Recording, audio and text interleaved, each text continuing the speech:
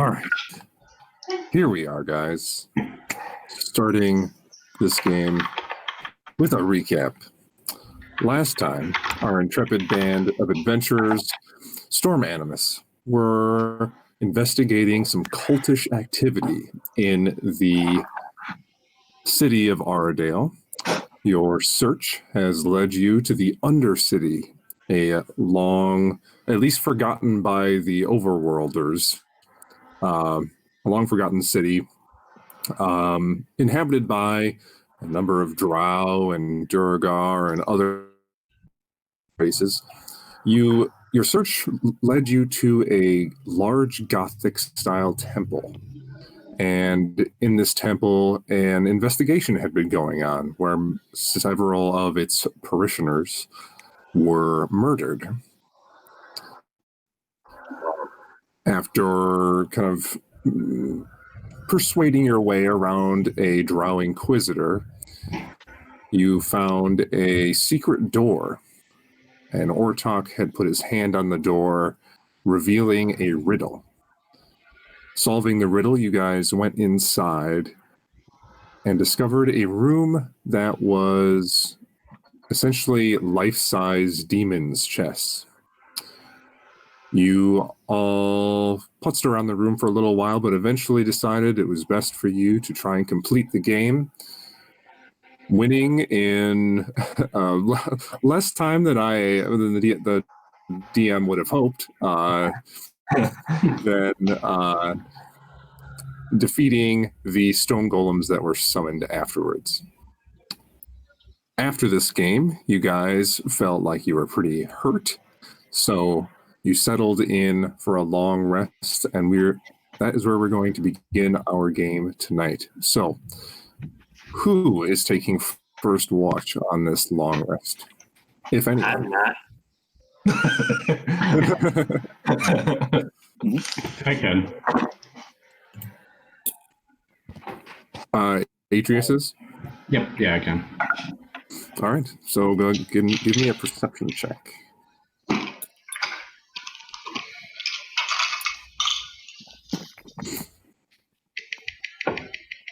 Ooh, okay. I think it's a 3. Yep, 3. 3. All right. Fucked. The rest of you settle in as Atreus takes watch. And Atreus, you doze off a couple times on your watch. And you don't really notice anything in this tall, musty room. It stays relatively warm in here because of the lava-like square around the chessboard. And it gets a little hard to breathe at times, but generally it's livable. But your 4 hours of watch pass without an incident. So who's got second watch? I'll do it. All right. Go ahead, Aaron. Roll some perception. All the perception is mine to command. Perception 15. 15. I'm going to say about 2 hours into your watch.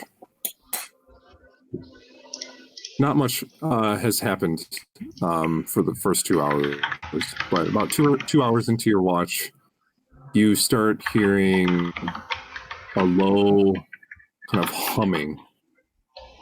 Sounds like human voices. Almost like a Gregorian chant kind of sound. Coming from down the hallway that you unlocked by completing this trial. Okay. I will. If this is like the configuration, I'll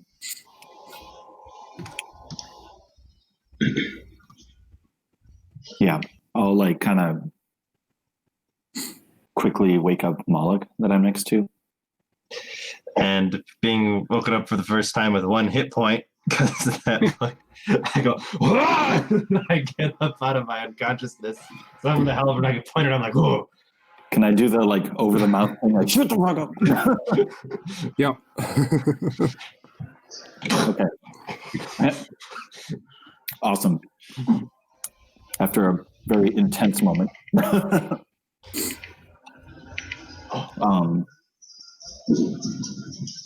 I'll just kind of whisper, wake the others. And I want to scout ahead. Sneaky like. Okay, I will go rouse the others. Okay, so the long rest is not completed yet. You're still at 1 hit point. I know. Great. Awesome. So, Aaron, you start sneaking ahead. Mm-hmm. The rest of you are awakened by Moloch. Oh fuck! What? Why? Why now? Is it morning? On a scale of 1 to 70, I feel at about a 1. 70? Jesus. Aaron, I need a stealth check from you. Not On a scale of 1 to 20, it's about a 1. Oh, Oh no! So, I mean, I guess it would be an 11, but a crit fail. The crit fail is a crit fail. all right. I stepped in the lava. I don't know. So you guys are awakened by Aaron putting his hand on the wall and a piece of the marble shifting out, and it just falls onto the ground. And he continues awkwardly walking down the hallway. What are the rest of you doing as Aaron slips away in the hallway? You said it's just a chanting coming like from way in the distance. Yeah, it's like a low humming. Is it apparent to everybody? Now that you're like awake and you listen, yeah, you all can hear it.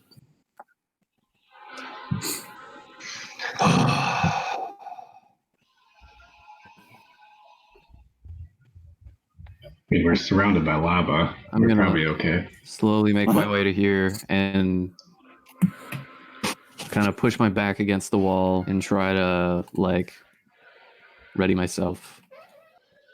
Okay. I'm so gonna Aaron. get an axe in my face as soon as I walk around the corner. Aaron, this hallway continues for a little while Mhm. and then takes a harsh left turn and then starts going down. Okay. Does it seem like that's where all the chanting is coming from? Yeah, it seems to be echoing up from this stairwell. Right. Okay. I'll just wander back. Okay. Do I notice Ortok? Yeah, I mean, yeah, he's just sitting there with his huge sword, like, ready. What was that noise? I'm not sure, but it seems to be coming from farther down the way. Oh fuck! You can put that away. Calm down. Okay. Could we take like 15 and then continue? I'd give us maybe about an hour and 56 minutes. Right. Or we could take an hour and 6 minutes.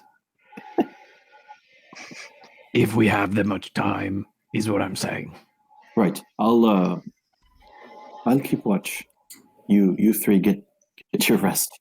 You two look like shite, and we need you to be able to take more swords to the gut. If you could, take a nap. All right. And I'm going to go about 3 spaces this way and then fall asleep in this corner. All right. Moloch just collapses on the spot. A small plume of dust comes up from around him. Ortok slumps into the corner, quickly falling asleep. Aaron, you continue your watch for the next almost 2 hours. The chanting continues. Unending. Almost uniform the entire time. Indiscernible, however. Yeah, like if there's any language to it or anything, you can't tell what it is. Okay.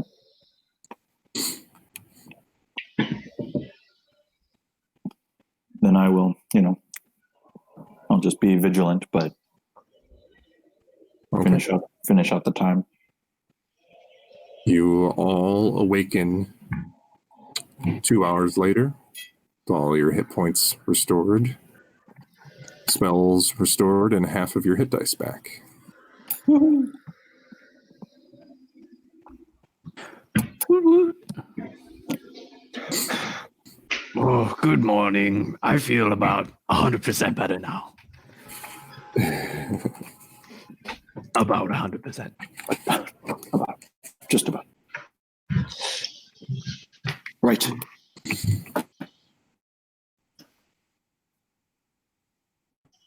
We need you to come in our way again.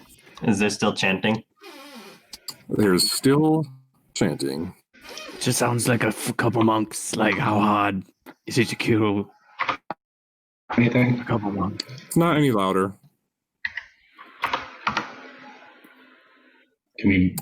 Atreus, can Atreus make an Arcana check? Yeah, I was Real gonna quick? ask. Can we understand what they're saying? Chanting. Okay, that one's a good one. 21. 21. You start like listening deeper than just the baseline sounds. Kind of listen to a little bit of the harmony, and you realize after a little bit of contemplation that this seems like some sort of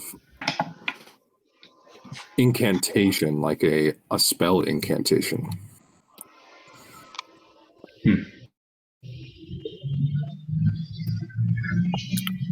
Okay, I'll pass it along.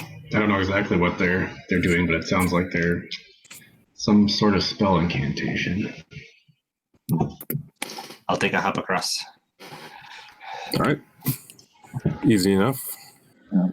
Well, judging from what we've seen before of their incantations, we don't want to let them finish. No, they've been going for about 2 hours, so I don't know how long. Like, how long can they take? I guess, like, how long up to, or do we know? It's hard to know without knowing like the exact spell they're casting, and Okay. yeah. Should we slow way down the hallway and? Boy, Sure. time is of the essence. Wartalk's just gonna start marching down the hallway, All right. sword drawn. ready You to march fuck 'em down up. the hallway. Or is what's the marching order here? Well, it's too wide, so I'll be up front. We can just go. At least for some of it. I wish to remain in the back. Yeah, I'm good where I'm at. Okay. I'll be next to Ortok then. Okay. Talk, Moloch, Tris, and Aaron. Ron. The two noisy mother truckers up front. Okay. We tried the sneaky way first, and it didn't quite work. So I think we're literally the two sneakiest people here, actually. It's sad but true. So Ortok and Moloch, you're in the front row, walking ahead. The hallway takes a slow, or it's an abrupt turn to the left, and there's a long spiraling staircase that is made out of this beautiful marble and kind of basalt blackish stone, very similar to the rest of the temple. And it continues for maybe like 100 feet, and then it levels off into another similar long stretch of straight hallway.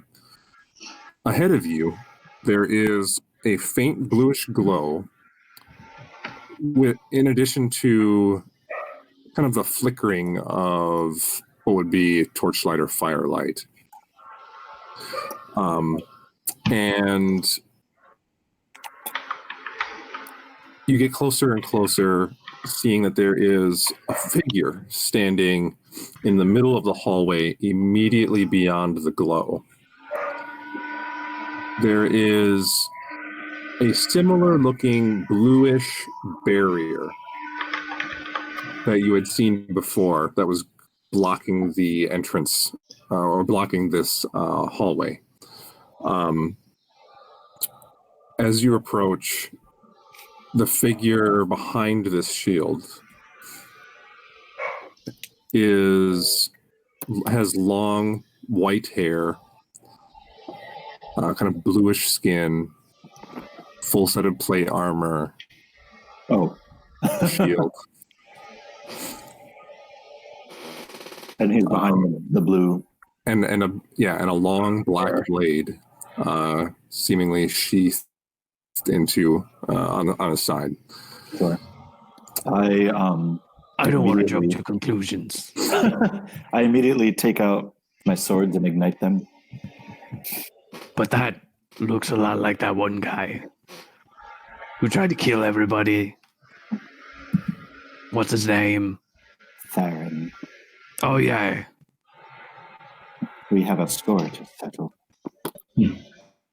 Just a bit. And I'm going to draw my sword and keep heading down. All right. About another 50 feet to the actual barrier.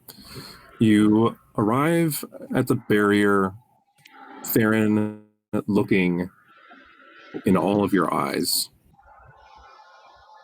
Beyond him, you see a enormous room. Big 50-foot tall, vaulted ceiling, banisters all around, stained glass windows that lead to nowhere. There's no light outside of this room, and it's a perfectly square room with 4 pillars in the middle. In the center of the room appears to be a red pentagram inscribed on the floor in the middle of a similarly squared off area from like the chessboard where the lava surrounds the pentagram. In each corner of the room are a set of stairs that lead up to a elevated area where you see on each raised up area a red cloaked figure. Aaron, in the center of the pentagram, you see a black cloaked man. The cloak covering a very well cut and well groomed, like nobleman's suit, a black beard, imperious figure and face, carrying a rapier, a silvered rapier on his side. Your father, standing in the middle of the pentagram. He's bowed, his head near to the floor, and on each corner of the pentagram is a mutilated like a mutilated human of some sort. You just see this like disgusting entrails on each corner of the pentagram. At the front of the room, immediately across from your entrance, is an enormous spectral version of Glacia, the Dark Prodigy, a beautiful, and just impossibly beautiful woman with just perfect complexion and bronzish skin, long flowing hair, 2 small horns protruding from her forehead, and large leathery wings coming out of her back. She is her spectral self, being about 20 feet tall, her wings unfurled. She's looking down, kind of just with her hand cupping her chin on Godric. The chanting is coming from the 4 different cultists on each raised pedestal, their hands outstretched and some sort of reddish energy coming out of them, coalescing around the pentagram. It's slightly muffled, the stuff coming from behind this shield. And as you approach, Theron gets as close as he can to the shield, looks at you, Ortok, and says, "You're too late. It's just about done." Actually, looks like we got here just in time. I'm pretty excited. Are you excited for this, Blue? We've been so ready to finish this.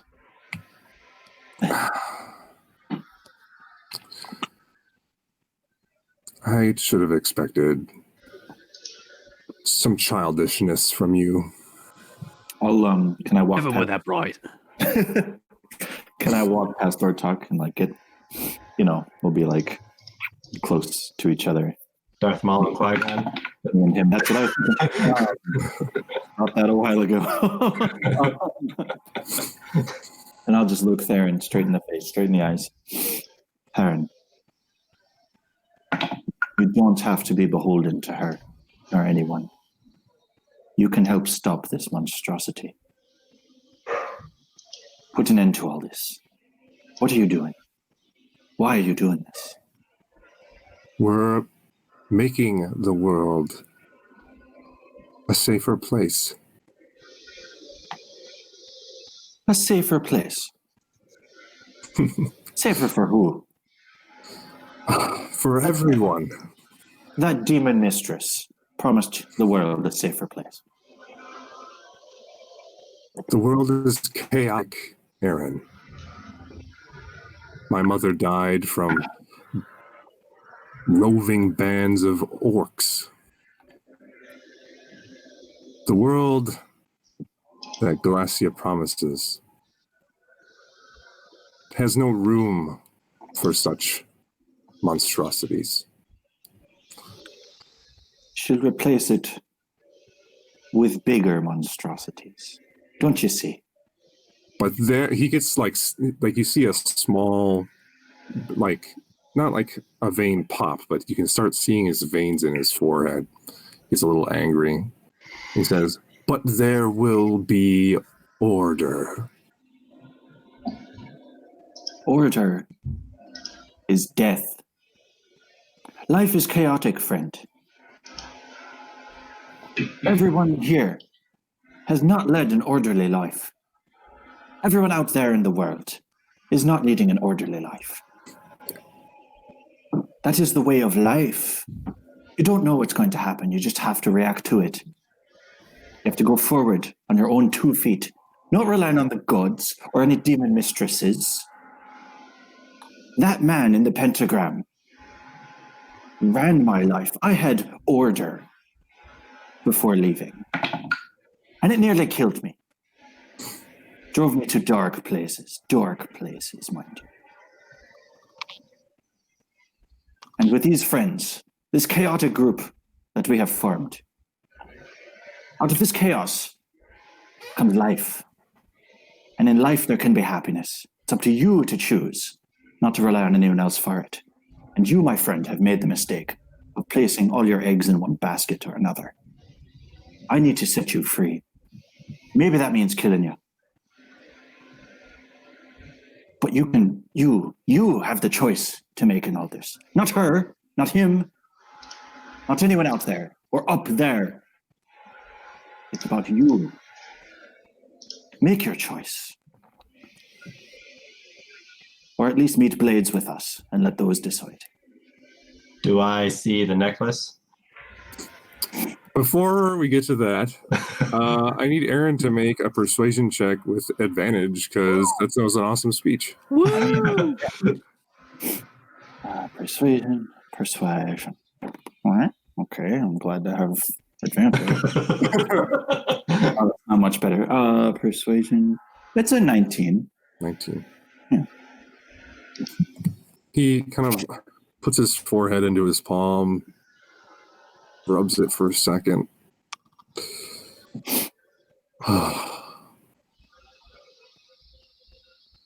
I can see that you don't understand, but I don't want to be killing my friends any more than the next. I'm giving you an offer here. You should leave. And perhaps when the new world order occurs, you'll be one of the few chaotic people left in the world. A mercy, really. We've made our choice, friend, and it seems like you've made yours. The only thing we can do now is follow those both through. Now, why don't you drop this barrier?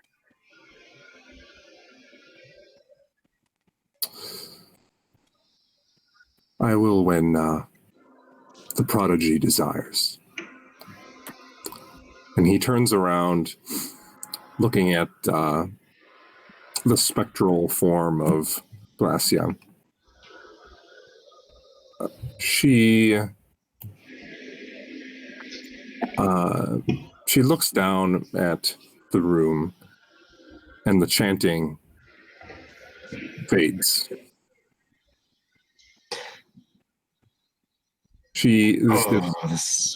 This large voice, the voice coming from everywhere booms out from her spectral self. And she says, directed at Godric, she says, "You have done well. The pact is complete. My power flows through you like no other. You have made the preparations." And then Godric speaks out, "Yes, my queen. I am the new advisor to the king. No other desired the position after our carefully placed assassinations. He and his retinue will be in town soon to negotiate a treaty, and I will be there." And Glacia responds, "Good. You know what to do."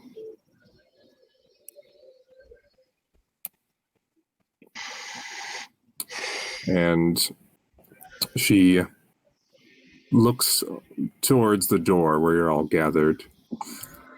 And she says, "Welcome, adventurers. I believe that soon the doors will be open to our little party. Seems as though we have visitors. Lord Wayland. I will leave them up to you. Goodbye." And her form just slowly fades out of existence into a little poof of blue smoke.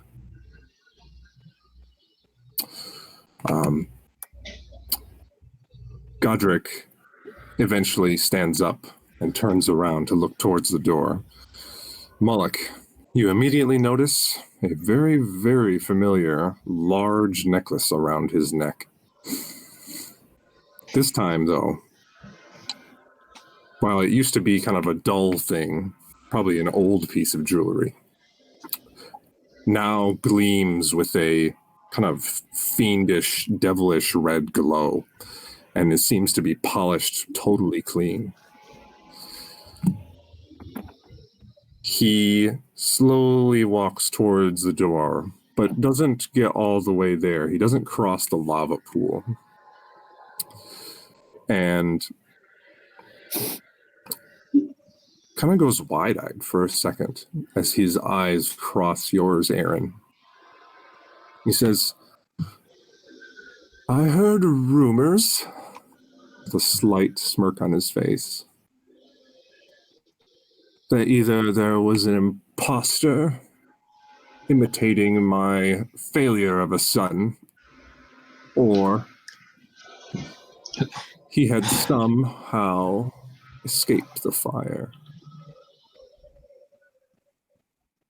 How are you, son?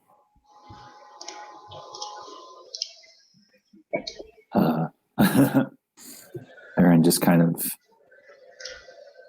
stares at his father. There are no words for what you've done. My whole life, there have been no words for what you've done. I have no words now. Maybe I will visit your grave and have words then. And he hoists the swords like Eredwin taught him. If you visit my grave, then maybe you'll visit your mother's too. But by the end of this, if plans go correctly, people won't have to visit graves anymore, and your mothers will have no meaning.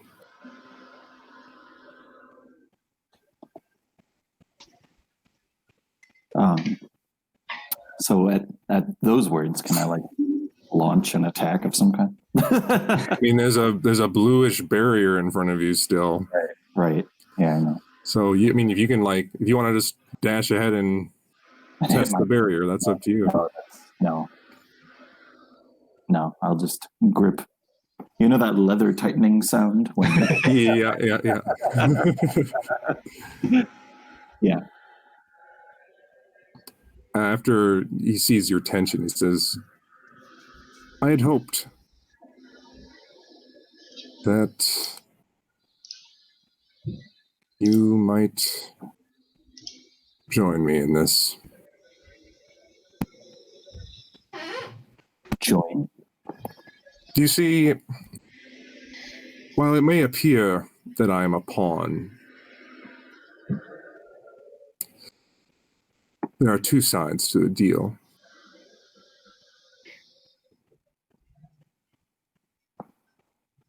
Your mother went too soon, you see.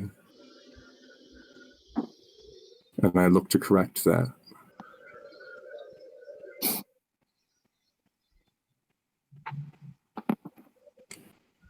She's gone, Father. I never knew her in the first place. I read your journals, you know. Her grief is apparent. I understand. When I thought Eredwin died, I felt a rage and a hopelessness like I'd never felt before.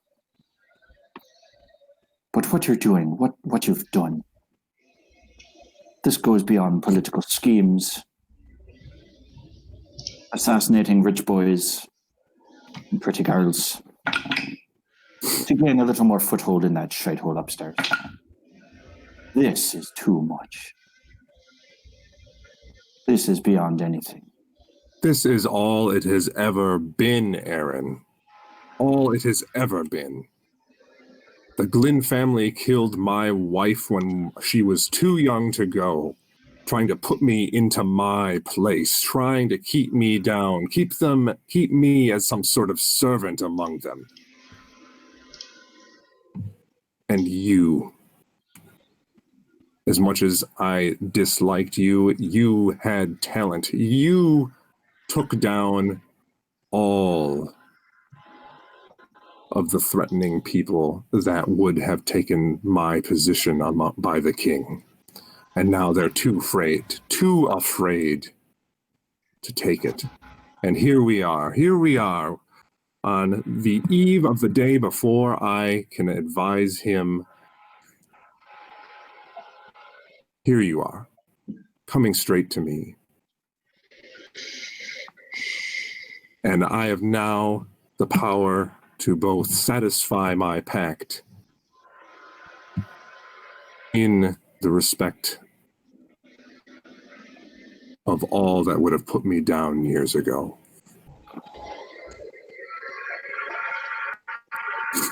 Can't you see, Father, the higher you climb, the more trapped you become. I left home. I died, or pretended to escape all this. All this scheming and plotting, all these assassinations of people I would much rather be friends with. It didn't make sense to me after a time. It doesn't make sense to me now. I want it all to end. This doesn't have to be this way. You don't have to be this way. But it's all you know. And I want to set you free. Let this barrier down.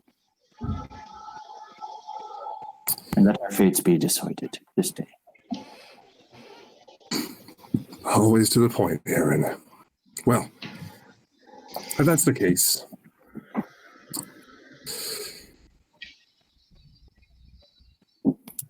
I guess.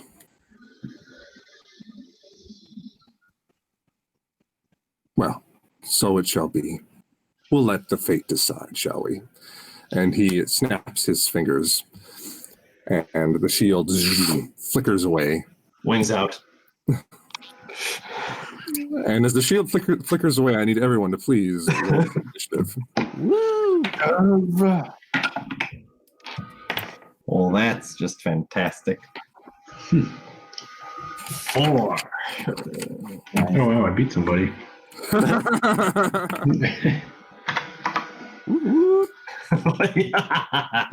Wonderful. Yeah, we are doing great, you guys. Oh, jeez.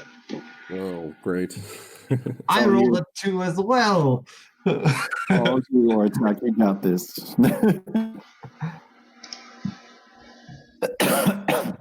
So it's 8. 4, Thanks. 6 for Aaron. Shut up. It's so frustrating because I watched the 20 just roll over onto the side. Oh, Oh my That's the gosh. worst. Yeah. That is the worst.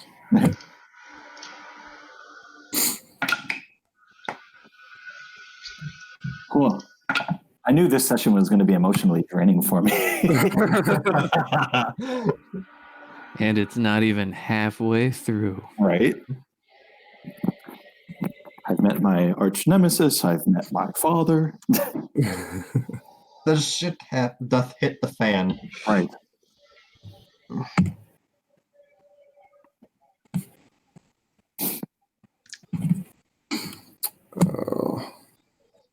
Well, at least one thing rolled pretty bad.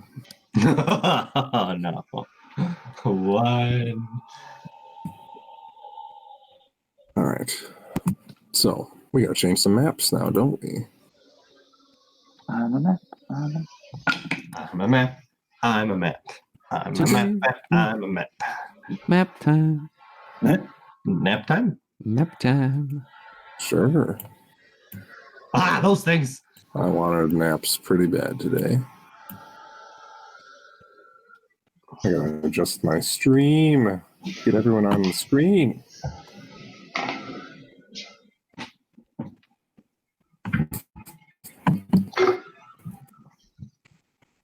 Oh yeah, Glacia was up there. She's no longer. Now she gone. She gone. We don't have to fight her.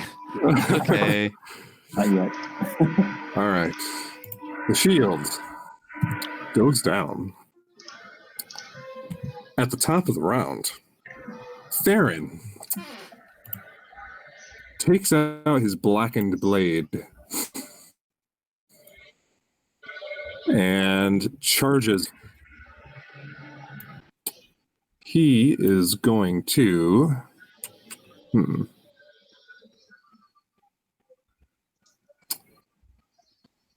He kind of flexes a little bit, roaring out, and 2 large skeletal wings burst from his back.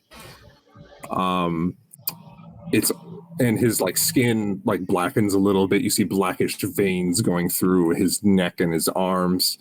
And I need everybody to make a wisdom saving throw. Oh, son of a bitch. Or talk the wise. Woo! All right. I need to just throw all of my dice away.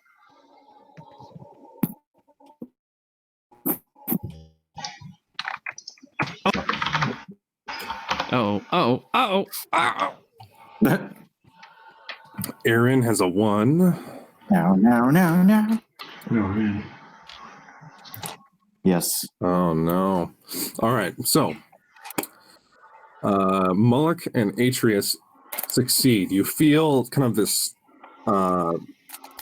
irrational fear take over you for a brief second, but you shake it off. You're like, this is our old friend gone bad, and we need to take care of him. However, Aaron and Ortok, it's just the dreadfulness of his appearance and some sort of magical effect also takes hold on your minds, and you are considered frightened of Theron.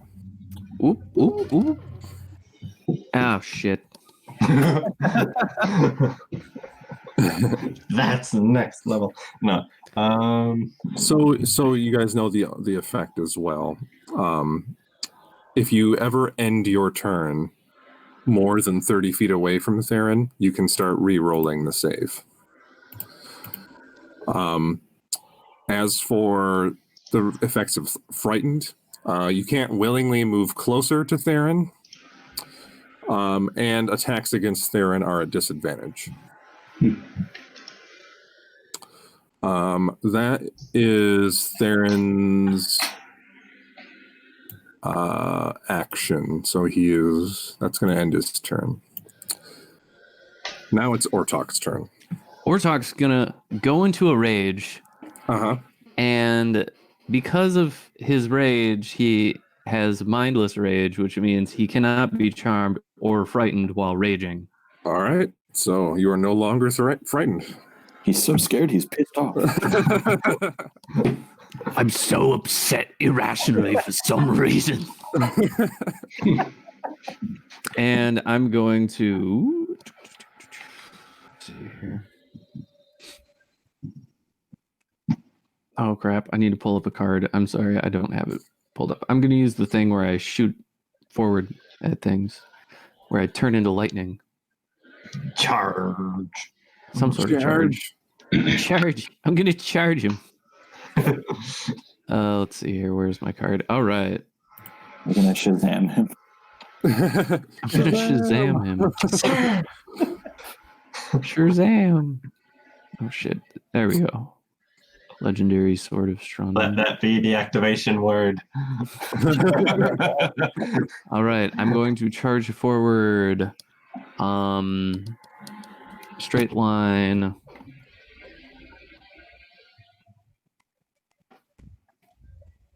I'm going to say about that far. Sure. Oh, I can't move my guy. Well, I'll be right there. Oh, all right. I'll fix that. And any creatures within 5 feet of the line take damage. So really, it's just this guy and this guy. Yep. But yeah, I'm gonna do that, and it's a 15 Dex save. Let me roll some dice here. Thanks. Force and lightning separated. I don't think it actually matters. Yeah, just give me all the damage at once. Cool. Both of them fail. Both of them fail. So we've got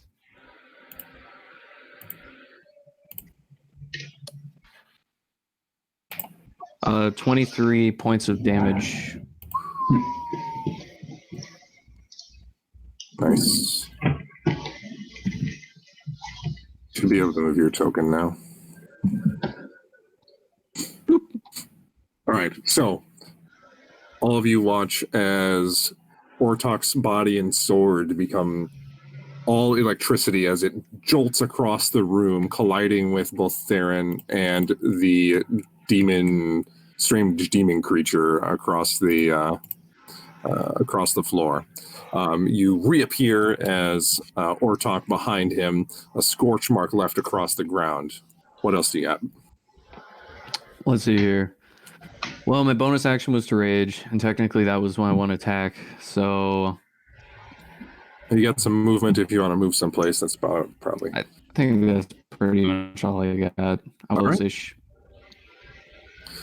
All right. So next in line are these two demon creatures. The one is going to move up to you with its strange golden metallic mask with multiple faces on it. It's going to take out its halberd and swing it at you. That's going to be a 16 to hit. That'll hit. You take 12 points of slashing damage. Okie dokie. And it's going to swing one more time.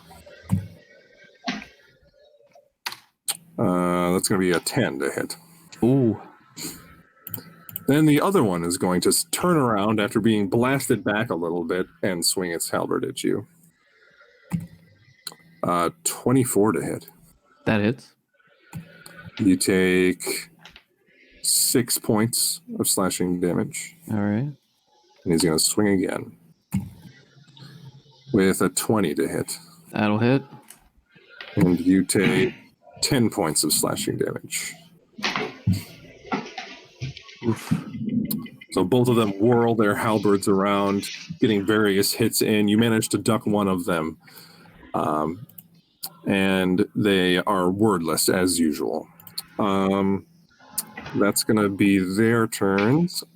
Now, Aaron, your father walks up to the edge of this lava kind of square in the middle. He kind of just puts his hand straight out, and you see as his eyes just flash like a brief reddish color, and up from the ground beneath you, let's see. Yeah, I think I can do that. Make sure I know how my spells work.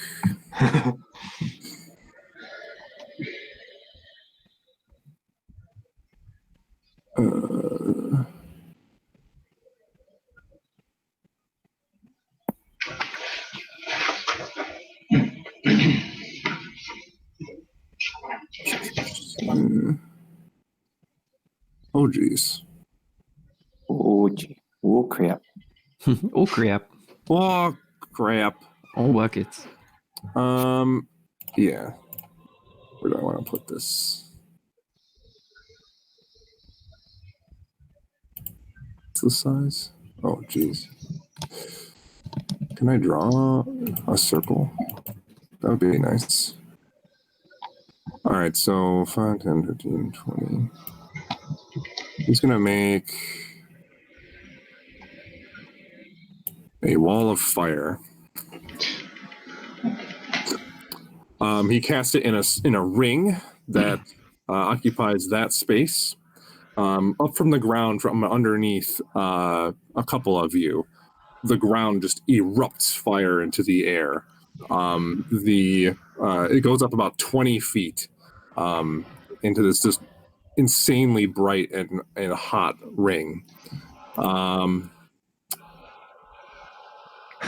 I need each of you in the ring to make a dexterity saving throw. How tall is the ceiling here? About 50 or so feet. In the hallway? The hallway is only about 15. Would this be an effect that I can see technically fall under the danger sense category? Let me check how danger sense is worded.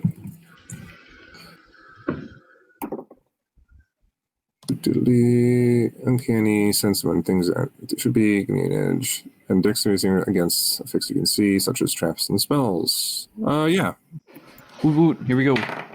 Thank God. Oh, that was not that great. Yeah, well. Probably not helping. All right, so Ortox was 13. Aaron got 16, and what's Atreus? 2. 2, yeah. All right, so Ortrock and Atreus fail. Aaron succeeds, and since you have evasion, you don't take any damage. Ooh. Yeah.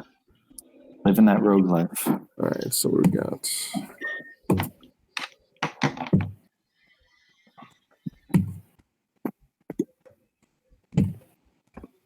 So those of you that failed take 27 points of fire damage. Oh my god. Those of you that succeeded take half. And Aaron, Aaron, you just don't take any. Right. You managed to dodge out of the way. Right. Um, I always imagine that there's two ways to dodge. There's dodging like the orc commander at Minas Tirith when the stone just kind of steps out of the way. Or there's like the Jack Sparrow dodge where you're just kind of like sheer dumb luck avoiding shit. So that's my okay. Also, for those of you that are like on the border of the wall, you get the sense that the heat on the inside is a lot hotter than the heat on the outside for some reason. And for the sake of game rules, I will let you know that if you guys end your turn within the space of the flame wall, or if you enter it for the first time on your turn, you take that damage again. What if we like traverse it? You mean like go if through it, you take full damage. well, yeah, Well, I'm if already in. yeah, if you're already in it, but basically, since Atreus is already in it, and if you for some reason wanted to walk to the right and then down, you wouldn't take extra damage. Like if Atreus moved here and then down for his turn, I'd say he wouldn't take extra damage. Or even if I ran straight across, then I'd probably take extra damage. Like if you just went like here? Or just all the way across, like out the top. Oh, yeah. Well, you would because you'd re-enter the flame on the other side. Oh, yeah, okay, I see. So if you're entering it or you're ending your turn in it. Then... Yeah, I was thinking the whole. Gotcha. Well, I think let's see here. That's gonna be Godric's turn. Now it's Atreus's turn. Okay, that changed what I wanted to do. Also, the flame is opaque, so you can't really see what's going on beyond it.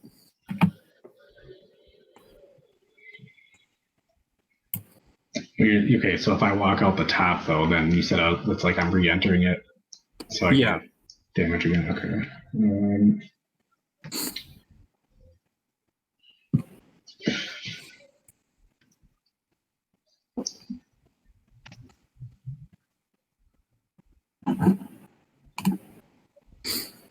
I'm going to.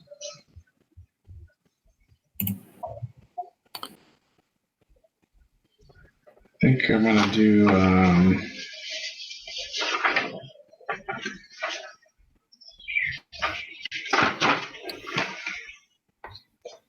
Lightning bolt. Yeah, I was just also going to say it's really, really hot on the inside of this wall, so keep that in mind. Inside of this wall. Interior. Okay.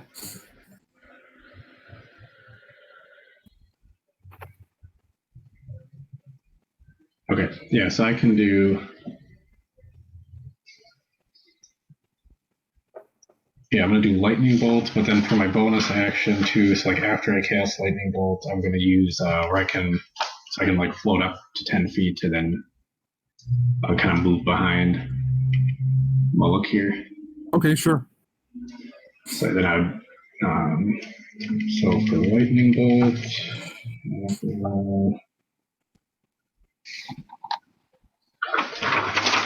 6.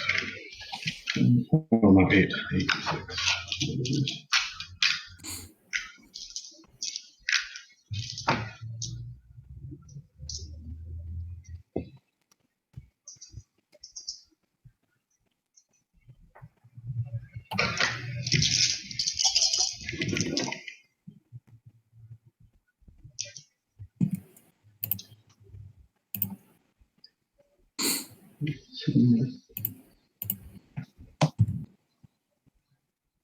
So it'll be 32 damage for each. They need I think it's a dex save, right? Yep, dex save.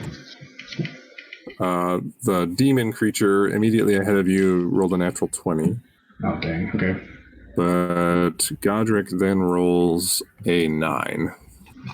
Okay, so the demon will take half, so I have 32.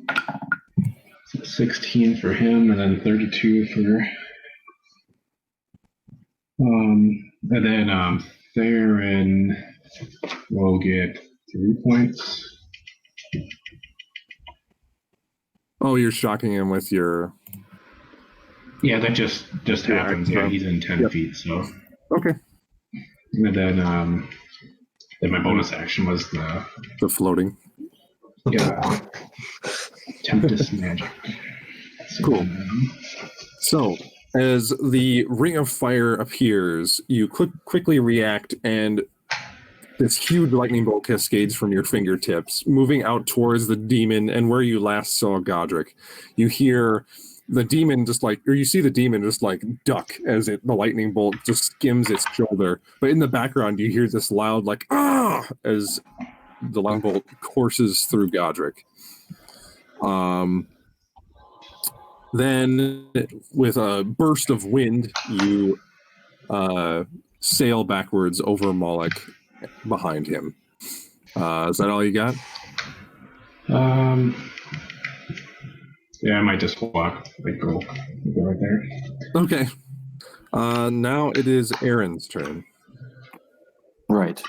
I can do nothing but run, if I recall. You cannot willingly get closer to Aaron. Right. And because of the weird way that distance rules work in D&D, technically this is still the same distance. Right. Okay. So you could move forward. Okay. So you could move forward. You just can't move any closer to Aaron. Sure. Okay. Well, seeing the ship my dad just pulled and Ortox currently indisposed, I will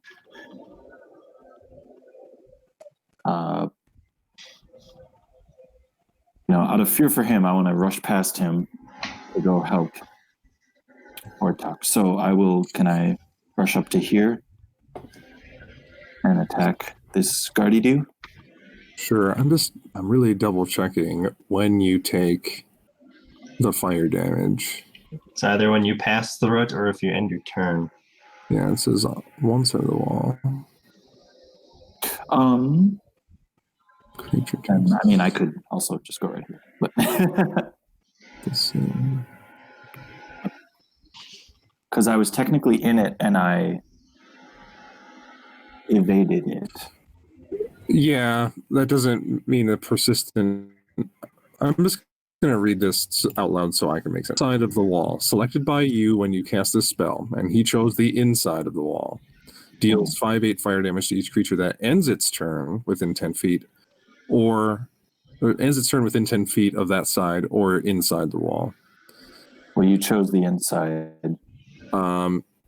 A creature takes the same damage when it enters the wall for the first time on a turn or ends its turn there. The other side of the wall deals no damage. So here's the thing. So I would have through it, I suppose. The question I am confused about is when it says enter, does that mean anywhere on the inside? Or does that mean the actual barrier? The way it was worded, it seems to me that if I were to breach the side that you chose, that would probably cause the damage. Yeah, I think I would have just done. Yeah, so I need you to make. Is it another dex? Well, let me ask you this: how tall is this? They're 20 feet. How high is the ceiling? About 50. Can I fly over it? Sure, it'll take a little extra movement. Because you gotta go You got to go 20 up and then 20 down. Oh, I see. Okay.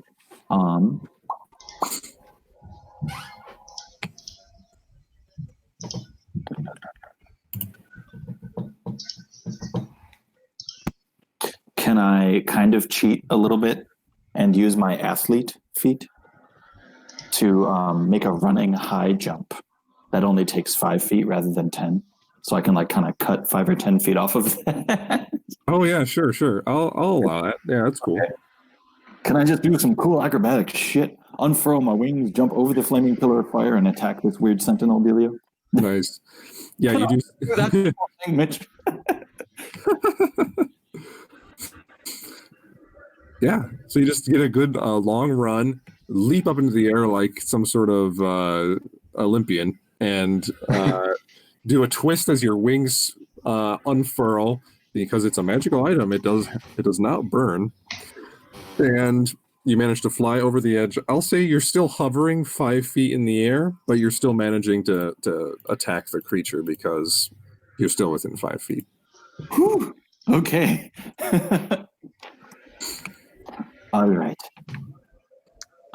Yeah. So I'll see what happens.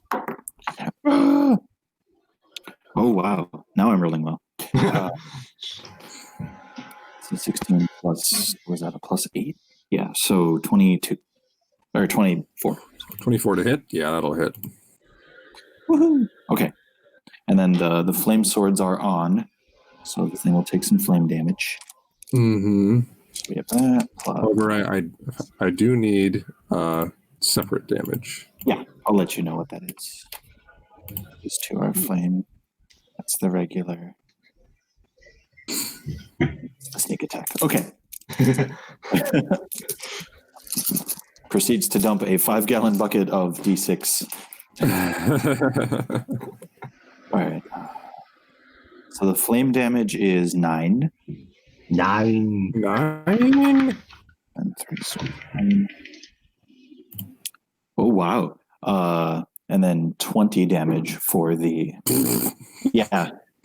Yeah, I did real good. I did good there, boss. All right, so this first attack, you just get I'm sorry. underneath. Oh, sorry. That's a +4. I'm sorry. So 20. 24 and then 9 extra for the flame damage.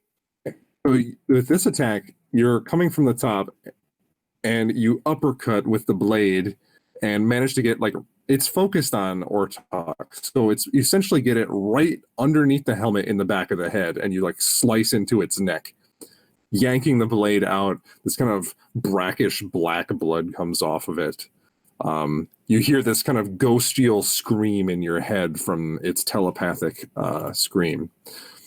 I think because you activated your wings and did all that jumping, I think that's your bonus action is spent. Yes, I actually was going to look at the card once again for the wings. But either way, since I did the jump, I think that counts as a... Mm-hmm. Yeah, I agree with you. I'm tired. All right. Do I need to make the... do I roll to save from the fear? You're not 30 feet away from him. Okay. So it's not at the end of the turn. I just have to be far enough away. Well, if you're further enough away, then you can start making the rolls. Okay. All right. Gotcha. Gotcha? All right, gotcha. Yeah, I have to be far away from... Yeah, that's pretty far away. He's such a dick. It's Aaron's turn, so now it's Mullock's turn. Okay. Could I Misty Step to there? I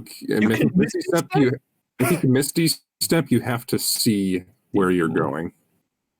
Could I fly up and over the wall if I had wings? From where I am. I mean, yeah, you can. Well, yeah, you got about 5. Well, no, I said they were 15-foot ceilings, and this is a 20-foot tall spell. So no, the fire goes all the way to the ceiling. Wait, it does? Well, in the hallway. Okay. Here, the ceiling's much taller. Okay. I was going to say, maybe I misheard you. I thought I heard 50 instead of 50. Oh, yeah. It's 50 out in the main like Out here. cathedral area, temple area out here. Wait, I don't want to cheat. Yeah, so back here in the hallway, it's lower ceiling. Okay. I go, fine. And I look forward and I just scream and roar as loud as I can. And as I do, my blood turns to lava, giving that cracked earth appearance with all the veins glowing a bit. And 2 demonic wings shoot out that are kind of on fire. And I will fly as high up to the ceiling as I can, up and out. All right, you're going through the wall of fire? Yep. All right. Does it hurt if you become fire?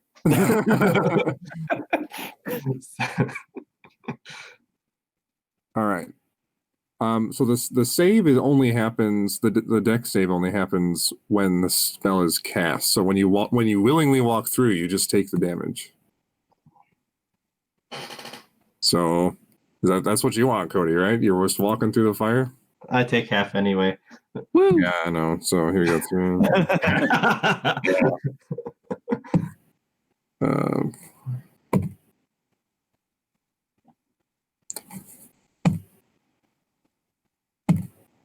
Stop rolling dice. That's 18 points of fire damage. You can half that.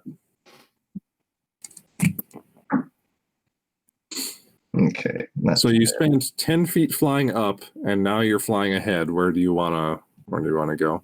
Well, okay. Well, I want to be up over the wall when I get out there. So you can, let's see, if you go, so you get 10 feet flying straight up, and then 5, that's 15, 20,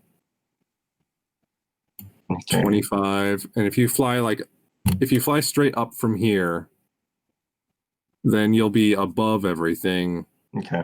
I'll say you probably still can't really see Godric because just the angles involved. But you're above the flame at least. Okay. All right. And after that shenanigan, I guess that's all right. Wait. Yeah, that's what I got. All right. Let's see here.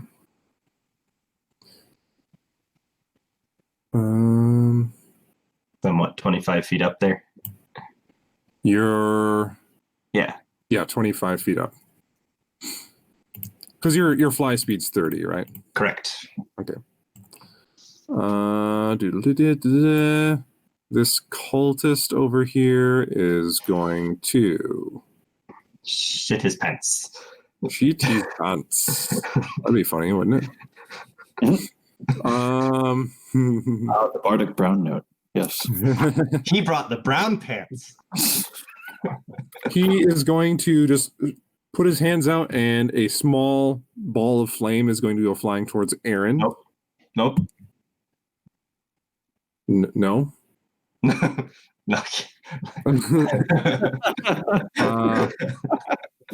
do not allow this. A 19 to hit. Yes. Not what I thought it was. But I am going to use Uncanny Dodge to half the damage.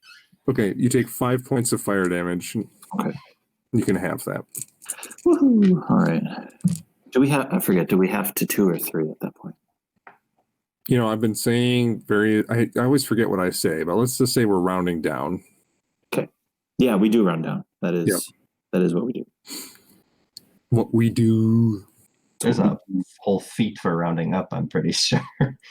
Is there? I don't know.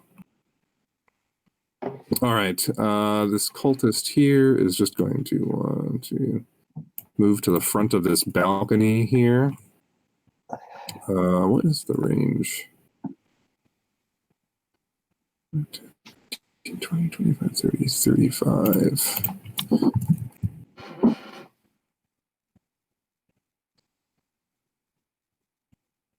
Range, 120 feet. Oh, yeah. He's going to shoot a firebolt at you too, Aaron. Great. 16 to hit. That one misses. All right. So the fire, you see it coming. This firebolt you just manage to quick duck out of the way, flying a little bit, and the firebolt merges with the wall of flame and disappears. This cultist way the heck over here. He's left out of the party. Where's he gonna go?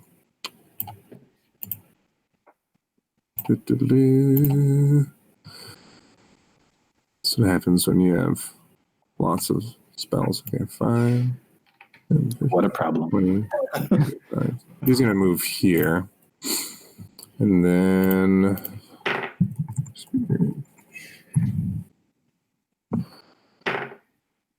it's the range 60 feet.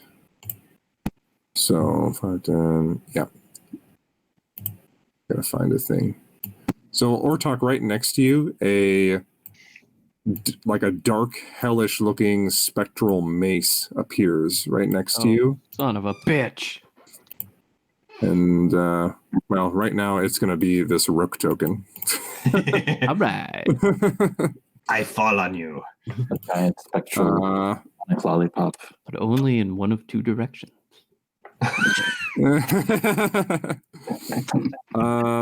It's gonna roll a 20 to hit. Yeah, And that hits. you take 7 points of necrotic damage. Necrotic damage. I didn't know we were doing necrotic damage. Yeah, I mean, we are dealing with darker forces. Better left alone. Well, this is just a mess. I gotta mark this guy. He is got the spiritual weapon. All right. Then this last cultist on the right, he is going to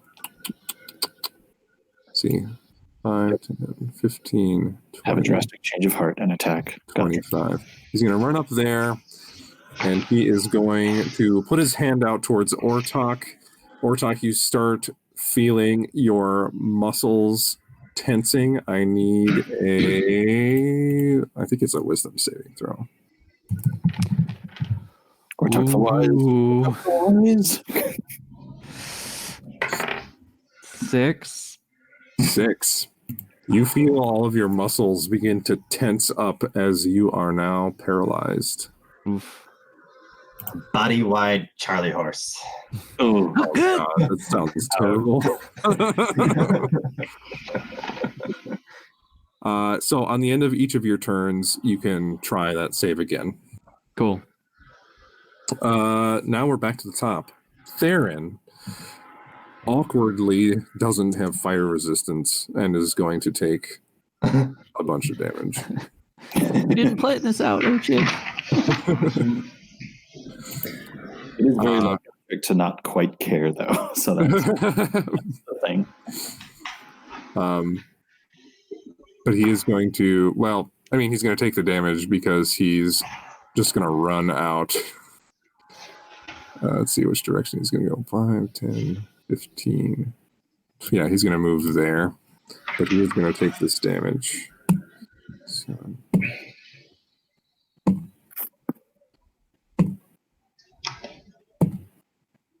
All right. You see his hair and various things singe as he peels out of the flame. He gives Godric just that nasty look, but then he looks up to you, Aaron, and he yells a second, just, "I'm sorry you couldn't see our ways," and he brings his black blade up towards you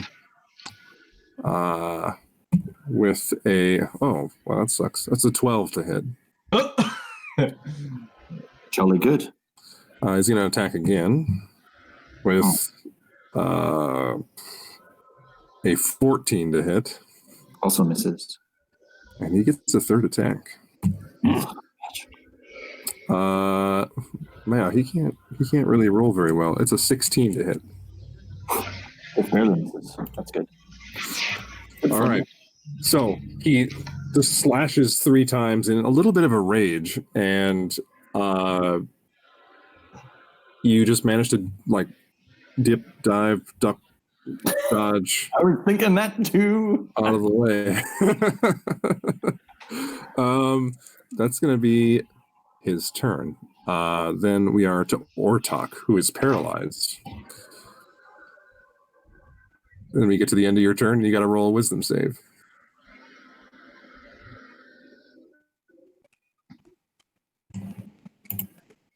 Oh, sorry. I was muted. 10? 10 is a fail. And since you're still stuck in the fire, you're going to take some fire damage. Woot. God, a Charlie horse and sunburn. It's the worst day ever. We're talking Uter and the terrible, no good, god awful bad It's day. 22 points of fire damage. All right. All right.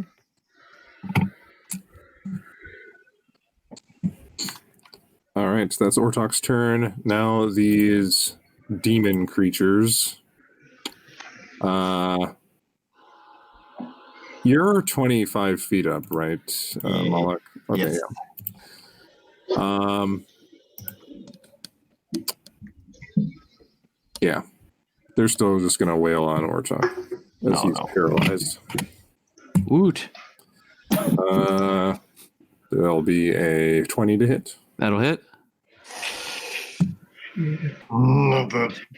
You take You fall prone. 10 points of slashing damage. Cool.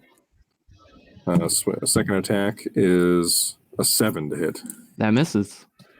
And then the other one's going to swing at you twice. Cool. One with a 23 to hit. That'll hit.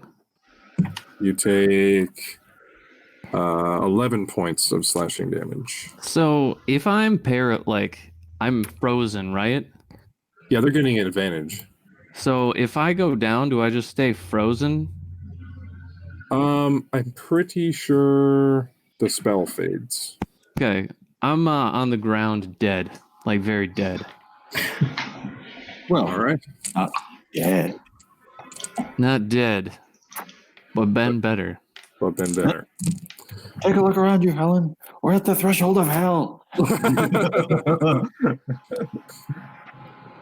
This one is going to then move up, and so is this one.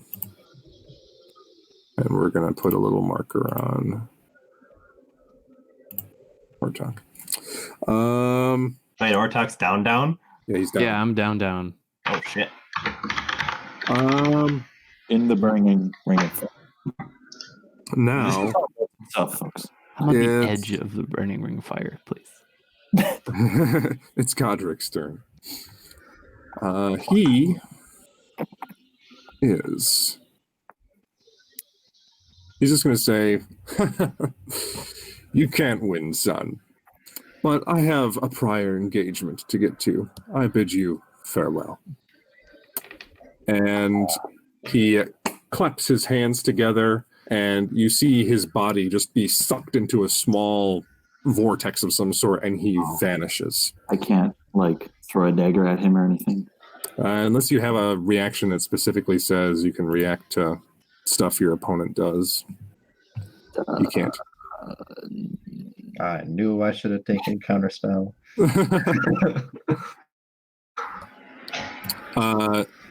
So he vanishes, but along with him, his wall of fire vanishes.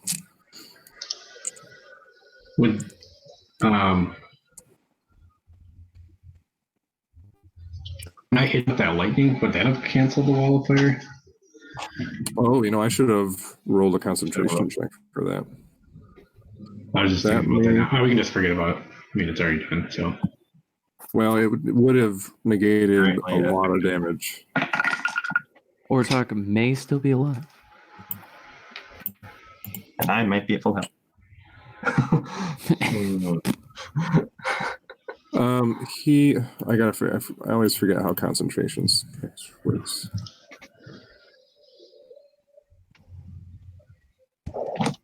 What the DC is, because he actually rolled pretty bad. Oof. It's half of the damage taken. I DC think. equals 10 or half the damage you take, whichever number is higher. And he took 20 some points of damage. Wait, no. Well, wait, who saved? The Goblin. demon. The demon saved. So he took 32 damage then, because the demon took 16. So the wall of fire was gone before that. That means Ortok 22 points back on you. And I'm back at full. Sure. So I'd be at. I'm trying to think because there was. It'd be. I'm just gonna like. I'm getting. Be around. Yeah, and then that. So I'm up, but yeah, I'm up. I'm also gonna put those points back on Theron as well. But I'm still paralyzed, right? You're still paralyzed. Yep. Yeah. Good reminder because I always forget about concentration checks. That's good. So then, Does that affect whether he stays around or not? it does. Oh no, it doesn't. It doesn't. He still vanishes. He's back. Just kidding. Just kidding. Yeah, he's back. No, he's not. Okay. He is definitely gone. And that was Godric's turn. So now it's Atreus's turn. Okay.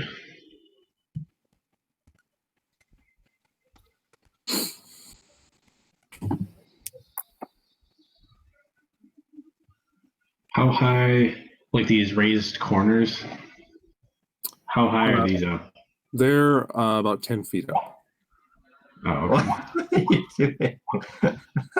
Adam? I'm trying to find a good paralyzed one. What? Oh no, I'm just looking at symbols. Yeah, Like, three "Ooh, I can have all these statuses. I'm sorry. I'll stop. All right. What's Atreus? I'm just gonna move over to here. I can see Theron from here, right? Yeah. Great. I'm gonna try Maximilian's Earthian Grasp on him. Sure. What is that sound? Oh, my dog's like sleeping and Oh, that's your dog? Oh, Charlie. It's like a yipping sound you hear. Yeah. That's pretty good. I thought it was someone doing like that finger trick with your cheek or whatever. Like a quiqua. So what's the save on Earthen Grasp? Okay, so I may have to do strength save. I forget if I think he is pretty strong. Well, he rolled a 13. Yeah, I think that fails. Okay. Yeah. And he's like restrained or something? Yeah, then he'll take some damage. Okay, so hand comes out and grabs him. Yeah, he's restrained and takes 2d6 bludgeoning damage. Okay.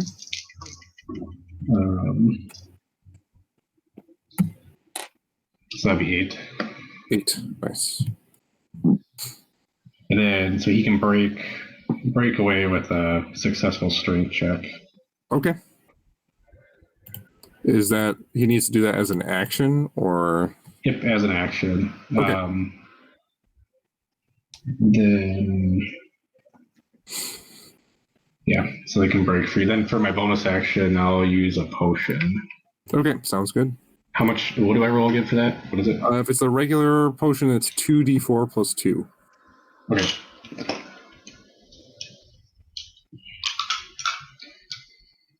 And then I'll probably just kind of, well, I'll stay where I'm at. Yeah. Okay. That's Atreus's turn, so now it's Aaron's turn. Right.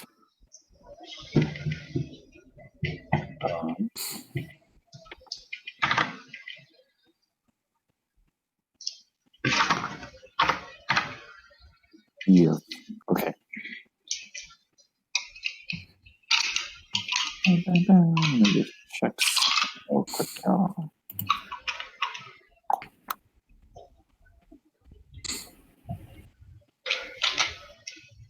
Okay. Let's see. Okay. Yeah, I can do this. I wish to disengage out of this trio of death. And I do a hop, skip, and a jump on over here. And then I'll do another hop, skip, and jump all the way over here. That should equal roughly 25 to 30 feet. Yeah, and since you're flying, you can literally just go like, over the lava. Yeah. And then I'll give this guy a little piece of my mind, aka flaming short sword. Okay. That there is cocked. That's a 1. Fuck you. All right. You come flying down and a little bit cockeyed and just whiff over the top of him. What else do you get? I think that was it. That was most of my... Oh, yeah, because you disengaged. Yeah. Okay. Now it's Mullock's turn. Okay. Oh, being extremely angry at the necklace being so close to me, and then going poof. I'm going to, and I will fly 30 feet forward as far as I can. So 5, 10, 15, 20, 30. Mm-hmm. And then I will cast my own wall of fire in a 20-foot high circle. So where's the measure tool or the squares? Well, where do you want it? I can make the... So the middle of the, 5, 10, 15, 20. So move it so that that is right underneath me.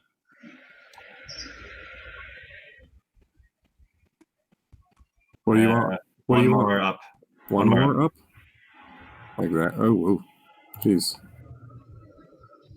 So then they'll put the damage to the 10-foot damage to the outside. Okay. That will actually get that guy up on that balcony. What? Oh, cool. I didn't even see him. I didn't roll up fire. Right. He saved. He rolled like a 21.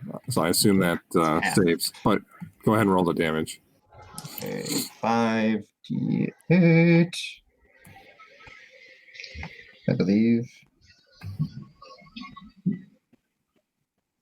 Yes. Oh, no. Wait, hold on.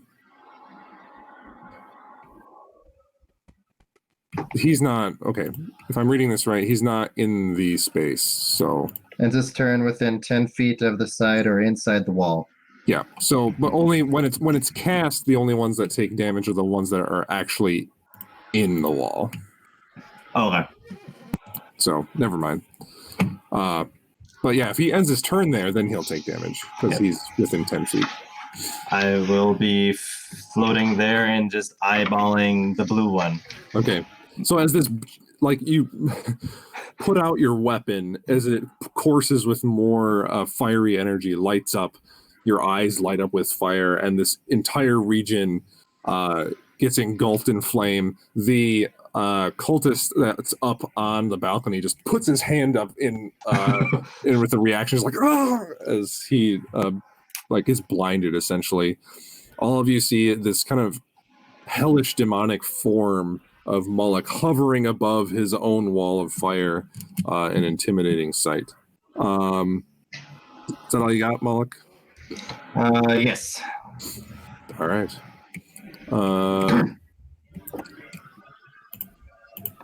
Let's see. The cultists. The one up on the balcony here is going to do stuff. Yeah,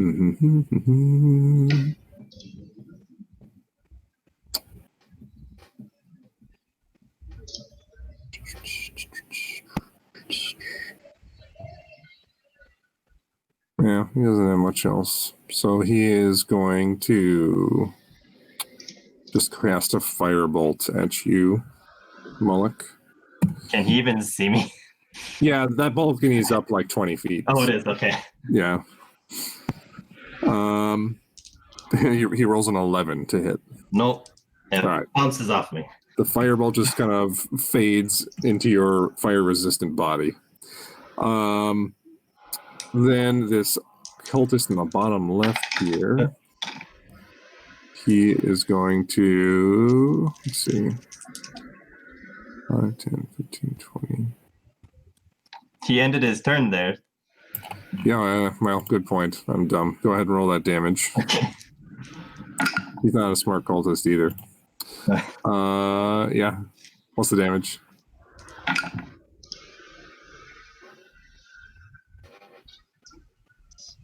It's right. 50.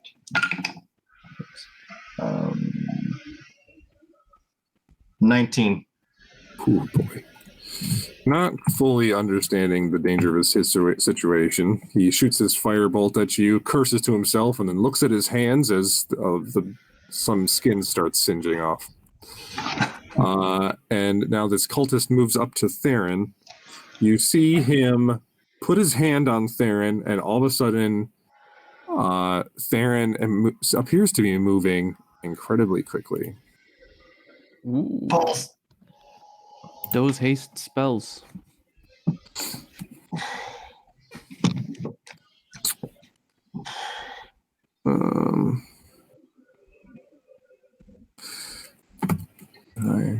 Then the cultist that has control of the spiritual weapon is going to use it on Ortok with a 7 to hit. No. He is then, I think, spiritual weapon is bonus action. So then he's going to use his action to cast a firebolt at Aaron with a 9 to hit. Well, you know what 9 means. 9? Then the last cultist that's right next to Aaron is going to put both of his hands out, and a bunch of fire is going to come out of his fingertips towards Aaron. I need you to make a dex save. Jeez. All right. Weird flex, but okay. Well, it's a natural 20 it is. Natural 20. All right, so you don't take any damage because of evasion. Beautiful. You just see this huge cone of flame come out of his fingertips, and you duck out of the way, manage to get low enough to dodge the entire attack. Yeah, can I pull a like Neo Limbo type situation? Yeah, just like dodge out of the way. That's all of the cultists. Then we are back to the top with Theron. He is going to spend his action to try and break the earthen grasp.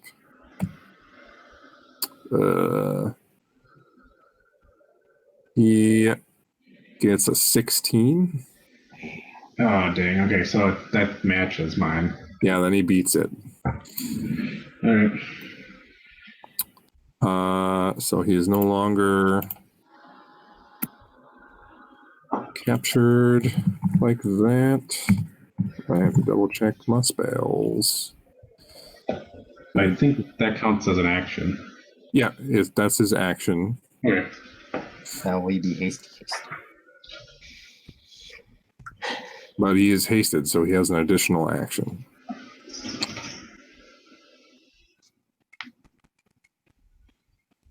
Oh, but the extra action is one weapon attack only. Okay. So he will use his action. Well, he'll move. He'll slide up right next to Ortok and attack him once with his sword. Oh no. And he will roll a 16 to hit. That hits? As the blade comes careening towards you, he kind of flares with energy, and you see this kind of hellish necro fire kind of emblazon his sword as it impacts you. First, you take a paltry 6 points of slashing damage. Ooh, I'm cool with paltry. Then you take I rolled really bad on damage. You take 5 points of fire damage. These are good numbers. Keep them coming. It's like you roll a couple times and there's ones on multiples of your damage dice. Never feels happy. Oh. Okay, he's conflicted. I am very conflicted. I'm just like, I want you guys to win, but I also... Well, Theron's conflicted. I want to do bad guy things. But I also want to kill the entire party. So, like, I don't know what I want. That's all of Theron's turn. Now it's Ortok's turn.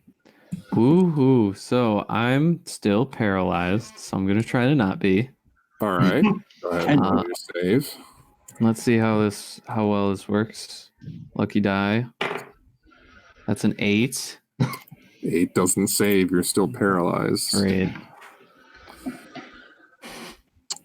Then it's these demon creatures' turns. They're going to walk up and surround Ortok and continue pummeling. First is a 10 to hit. Oh, that does not hit. Keep those low rolls coming. An 8 to hit. That also does not hit. On his second attack. All right, and then the other one is going to swing with a 21 to hit. That hit. Also, since you haven't hit anything or attacked for... He's been hit, though. For 2 turns? Well, wait, so what's the conditions on rage? Being attacked is one of them. Rage. Let's see here. Like damaged, right? Like, I'm not Let sure. me double check because I don't have anything specifically on that. While raging, you can. Okay. Rage ends. Or taking damage since. All right, so you're fine. All right, so this is the damage for the first hit, which is 8 points of slashing damage. Okie dokie. And then its final attack is a 12 to hit. That will miss. All right. So somehow, standing in place, unable to move, you unconsciously flex your muscles to make your exterior stronger. You actually take a couple of the hits in the chest, but it doesn't do any damage because you are ripped. And so ripped. But a couple of them still sink in, doing a little bit. Then let's see here.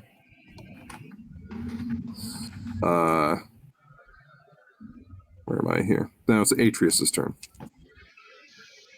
So Ortok's down, right?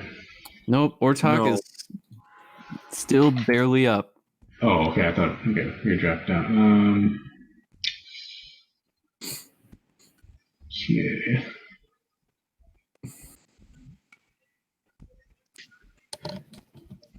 We'll go. Ooh, idea. Move up to here. And I'm going to use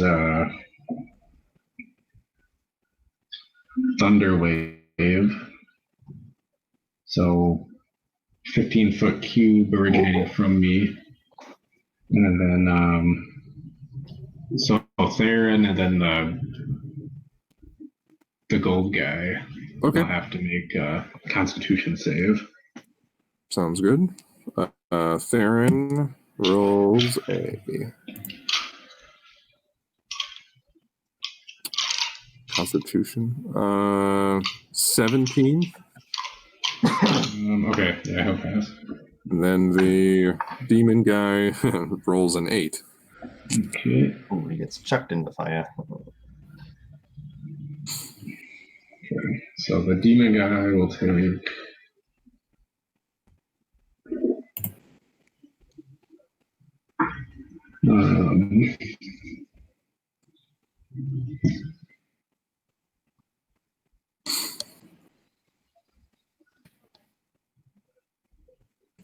14 damage, and it's pushed back 10 feet. All right, so you clap your hands in front of you as this huge thunderous blast comes out, and he literally disintegrates to ash. Oh, nice. Yes. Okay, then Theron will take half of that. That's 7, right? So it's 14. Yep. Takes half. And then also, I don't think he moves, right? Because he's saved. yeah, he's saved, so he's good. But then I think him and the other gold creature is within 10 feet of me, so then they'll both take 3 damage. Oh, sure. Yeah, that makes sense. For my Heart of the Storm. Or not. Yeah, that's Heart of the Storm. The thunderclap comes out, and then the chaotic magic from the storm around you just goes out and electrocutes these two, Theron and the other demon creature. Then, so on the platforms on the side here, it looks like there's some kind of railing or ledge. How much coverage does that give? Not a bunch. It's very decorative, like lots of finely crafted marble posts with a railing on top of it. Oh, okay, so it's really not like you're covered if you walk into it. Okay. Yep. So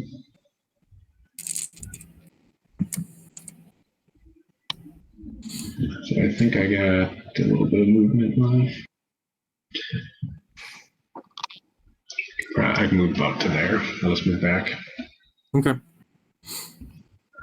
Now it's Aaron's turn. Right.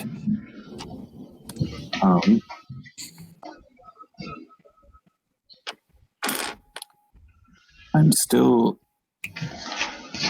in fear of Theron. Yep. Okay. So moving to this space would technically be moving close. No, not a close, because like you can move. I'm gonna say no, as long as you're within that row. Okay. And I'll just distance works weird with the grid system. Yeah, it looks like you're fine anywhere there. You know. Yeah, so obviously keeping an eye on him because I'm fearful of him. However, I do know that there's this right bastard behind me. This is a pillar, correct? Yep, it goes all the way to the ceiling. I'm going to go over here just to kind of put something in between me and him. Sure.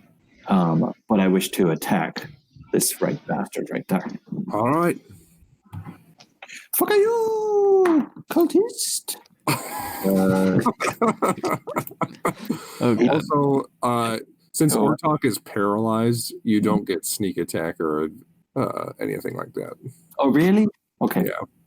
Are you trying to tell me I'm not distracting? They're all kind of pummeling him. Like, can I just slip one in while they're... No, okay. All right. Fine. In that case... Well, I already rolled, so I guess I'll just go forward with it. It's an 18 plus 8 to hit. Oh, yeah, that'll hit. I guess I'll go forward with it. All right. All right. 5 fire damage, all said and told. Fire damage. Fly. Yeah, it's fire. So 17 damage, 22 with the fire. Okay. That's not sneak attack, right? Oh, I'm sorry. I added the sneak attack. My apologies, but I know which dice those are. So let me take that away. So just that and that. Okay, never mind. Wow. It seemed really high. I was like, you're totally right. For you. That is like not impossible. I suppose it would be. Either way. No, it's only a shit. Which one was this? This is 4. Right? Yeah, sorry, I'm just making sure I have. Mhm. Yeah. Okay.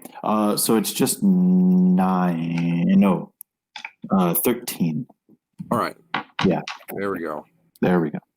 You plunge your short sword into him, a burst of fire coming out from it. You cut through his robes.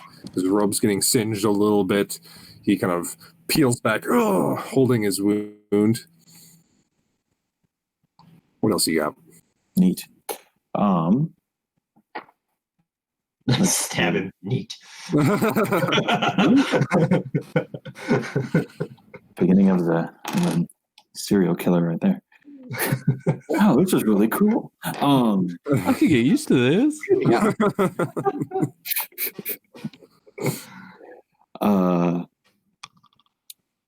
Can I? I should have done this in reverse order. Is he like a flame? No, he's just a little singed. A wee bit singed. Okay. A wee bit. All right. Then I shall. Just looking through my stuff. I could test for poison real quick. No. I take out a teacup. No, I'll just attack him with my offhand. Okay. Sounds good. So I'm trying to remember. This is just, I think it just becomes a straight roll. There's no proficiency with my offhand. Well, I mean, you roll and then you add your attack bonus. Yeah. Right, but not my proficiency. Is it a short sword? No, you add your proficiency bonus. It's just for the damage. You don't add your dexterity. Okay, I see. All right. Well, in that case, it becomes a 17 to hit. Yeah, that'll hit. Great. Okay. And then, that math for me. So I just roll what it tells me to. Cool. Hey. What help? All right. Oh, wow. That's better than the last one. So it is 5, 10, 12. 12 damage. 12. Yeah, 7 of that being fire damage, if that matters. Sounds good. Yeah. You take another good slash with your offhand, cutting him on the other side. He recoils one more time, looking pretty weak, but determined. And that's all you got, Aaron? Yeah, okay. Yeah, that's all. That's good. Now it's Mullock's turn. Okay. I will fly up, and I want to fly back one and up enough so I can still see Theron. Sure. However much that costs me. That's fine. I mean, you were already 25 feet up, so you really only needed to go back. Okay. And then I will point the halberd and kind of jab it forward and shoot 2 Eldritch Blasts at him. Sure. Yeah, so need to reroll. God, that's all hell. Ooh. The first one is a 25 to hit. 25 will hit, yep. And then the second one is 20 to hit. 20 just hits. Oh, shit. Okay. So I cannot hold on to dice today. So it's 10 for the first. Force damage, right? Yep. And 10 for the second. And I'm going to yank him into the wall of fire 20 feet. You can yank him 20 feet? I hit him twice, and it's 10 per hit. Per beam? Yep. Okay, so 5, 10, 15, yeah. Ta-da. Well, he's yanked towards you. Yep. Oh, he's yanked up at an angle. You're up. So if we do the math, Oh no. he's going to be yanked up into the air, but he's not going to make it into the fire. He's going to make it about there, but he's going to be feet in the air. Mm-hmm. And then he's going to promptly fall to the ground. Question: do I get? Oh wait, no, never mind. I'm paralyzed. Attack of opportunity. He Yes, takes no 4 way. points of bludgeoning damage as he falls to the ground. And I'm going to add my 7 points of fire damage to one of those. Where does that come from? The demon's blood that we discussed. that we discussed. How much damage? 7. That was from like The racial ability when he uses it. Arcana thing. Yeah. Yeah, that's right. Okay.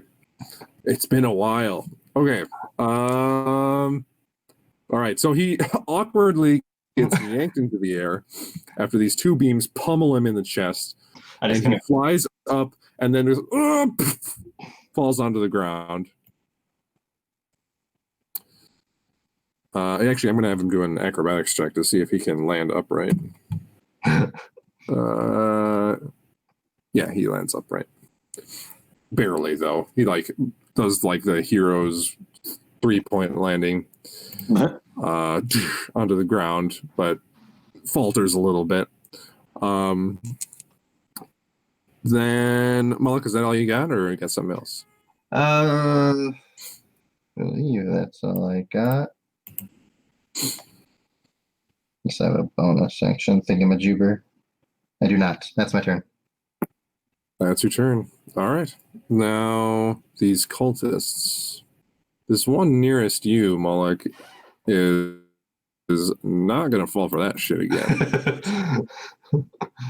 He is going to back off just a little bit. I think you need to be a little further. It's 10 feet. Yep. Right? 5, 10. Shit, shouldn't have said anything. He's going to start moving off to the right here. As he's moving away,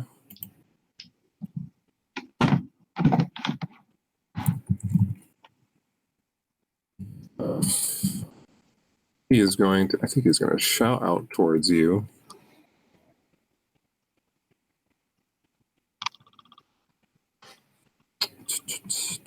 Hey, skeever butt.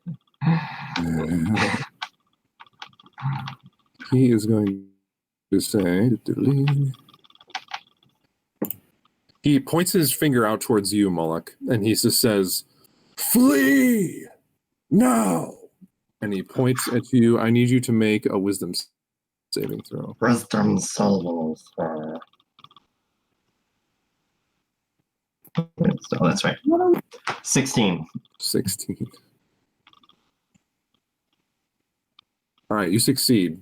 For a second, you feel the need to move away, but then you realize this is an influence on my mind, and you shake it off.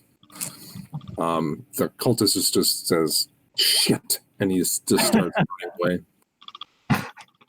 So it's 5, 10, 15, 20, 25, 30, and he gets about there. Then the cultist with the spiritual weapon is going to use it to hit Ortok. Oh, with a 9 to hit Ortok. No, it does not. Thank God. Oof. Just take it. I'm really just stretching this out as long as I can go. Then he is going to, let's see here. He's going to move up. Let's see, 5, 10, 15. No, 5, 10, 15, 20, 25. He's going to move there. Then he's going to shoot a firebolt. Well, no, he's gonna attempt. He's going to also point his finger at Aaron, and he will say, "Flee!" And I need Aaron to make a wisdom saving throw. Okay. Where is my wisdom? Okay. 16. 16 succeeds. You start feeling the need to flee, but you shake it off. I give him a different finger.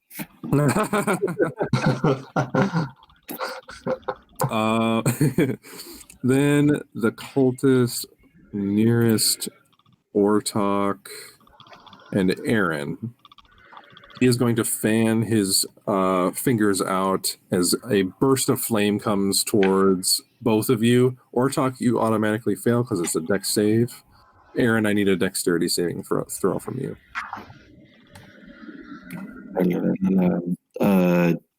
20. 20 succeeds. So you take no damage. You don't even need to give me a number. Okay. I'm on the ground.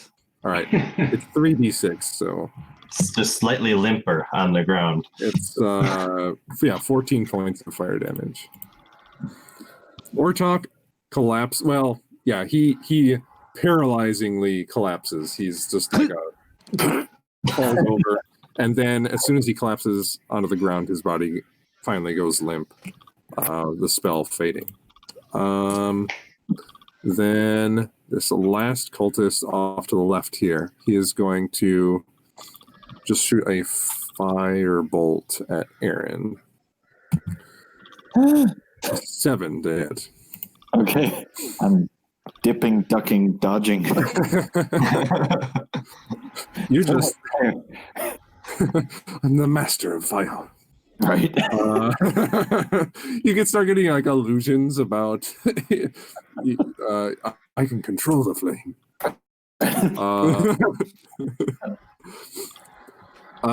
Then it is going to be back to the top. Theron is getting angry.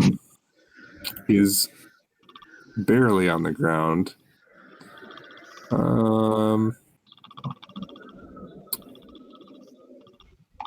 See. Can I still see him? Just out of curiosity. I'd say no. I figured. Yeah. Yeah, he is going to use his hasted speed and run up to Atreus. Whoa! Quickly jumping over the lava, and then you see him move just unnatural speed straight towards you, and he is going to make 3 attacks on you. It's going to be a 19 to hit. Yep. And as he's about to hit you, you see his sword blaze with flame again. So the normal damage is going to be 12 points of slashing. Okay. And then you take 9 points of fire damage. Okay. Then his second attack will be a 25 to hit. Yep. The fire goes out for this one, and he rolls 5 points of slashing damage. Okay, so I'm exactly at 0. All right, then you're down. Oof. What's the deal when you go to 1 though? Wasn't there something where you? Oh, that's the Ortok. That's reckless used attack. that. That's a thing I have. That's an orc Oh, thing. that's your ball. Okay, I just remember that happened last time. So okay, I'm down then. All right. So Atreus is felled. Then Theron is going to, let's see, how much speed does he get? Doubled, so he has more. He's going to spend the rest. How high above the ground were you, Aaron? Were you just 5 feet up, or you were on the ground? You told me I was hovering at about 5 feet. Okay, that's right. That's right. He's going to spend the rest of his movement to get up towards Aaron and take his last swing with an 18 to hit. Oh, yeah, it hits. Can I? take Oh, go ahead. 11 points of slashing damage. Okay. You can uncanny dodge that if you want. Yeah, I do want to. I might as well. All right, rounds down to 5. I'll get hit by fire, but I'll be damned if I get hit by that bastard sword.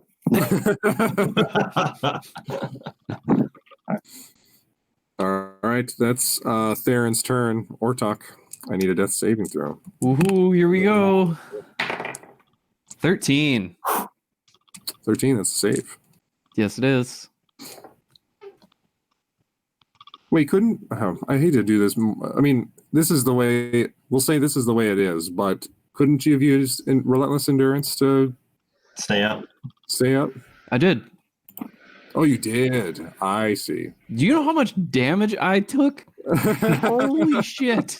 So you're at 1 HP right now? No, I did, and then I died. Yeah, Oh. that's right. That's right. All right. He's down. He's up. He's down. I just don't remember him saying. Okay. So Ortok has one success. Now this demon creature thing is going to just quickly hobble over to Aaron, and he's going to swing his halberd at him. It's like the last time I faced a room full of enemies. Then this is going to be 23 to hit. Yep. And I can't dodge it because I just used it. Damn it. Okay. It's going to be 6 points of slashing damage. Okay. He's getting one more attack with an 11 to hit. I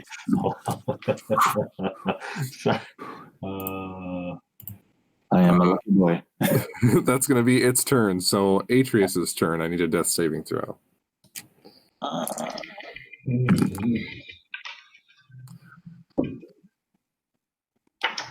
We don't add anything to these, right? Nope, it's a straight roll. Okay, 9. 9, that's one failure. So close. No. It's happening again. Now it's Aaron's turn. Right. All right. Okay. Wow, this is a very bad predicament. Okay. I will. And I can really only. Okay. I need to see if something is a action or bonus action. You take the disengage action. Okay. All right. Still flying. Still flying. I will take the. Well, actually, you might have to coach me on this, Mitch. But I'm going to disengage. Do a quick St. Louis arch over here to Ortok's side. Can I give him a potion? Can I administer a potion using a bonus? So you're using disengage. Yeah. So disengage is always a bonus. It says in the description if you take the disengage action. Oh yeah, I mean like you could do it as an action if you want. Okay, but then what is administering a potion? Action. It's an action. Okay, so I can't do that. So what you could do is do the disengage as a bonus and then use your action to administer the potion. Okay, so either way, the sequence of events can occur. Yeah, so you can get over there and administer the potion. I do that. I have a... All right. I have a... What do I have? Which potion is this? I think it's just it's a regular healing potion. All right, so roll those D4s plus 2. There's 2 of them plus 4. 2 D4s plus 2. 2 D4s. Okay. Ooh. 4, 5, 6, 7. You get 9 points or talk. Live. Woo!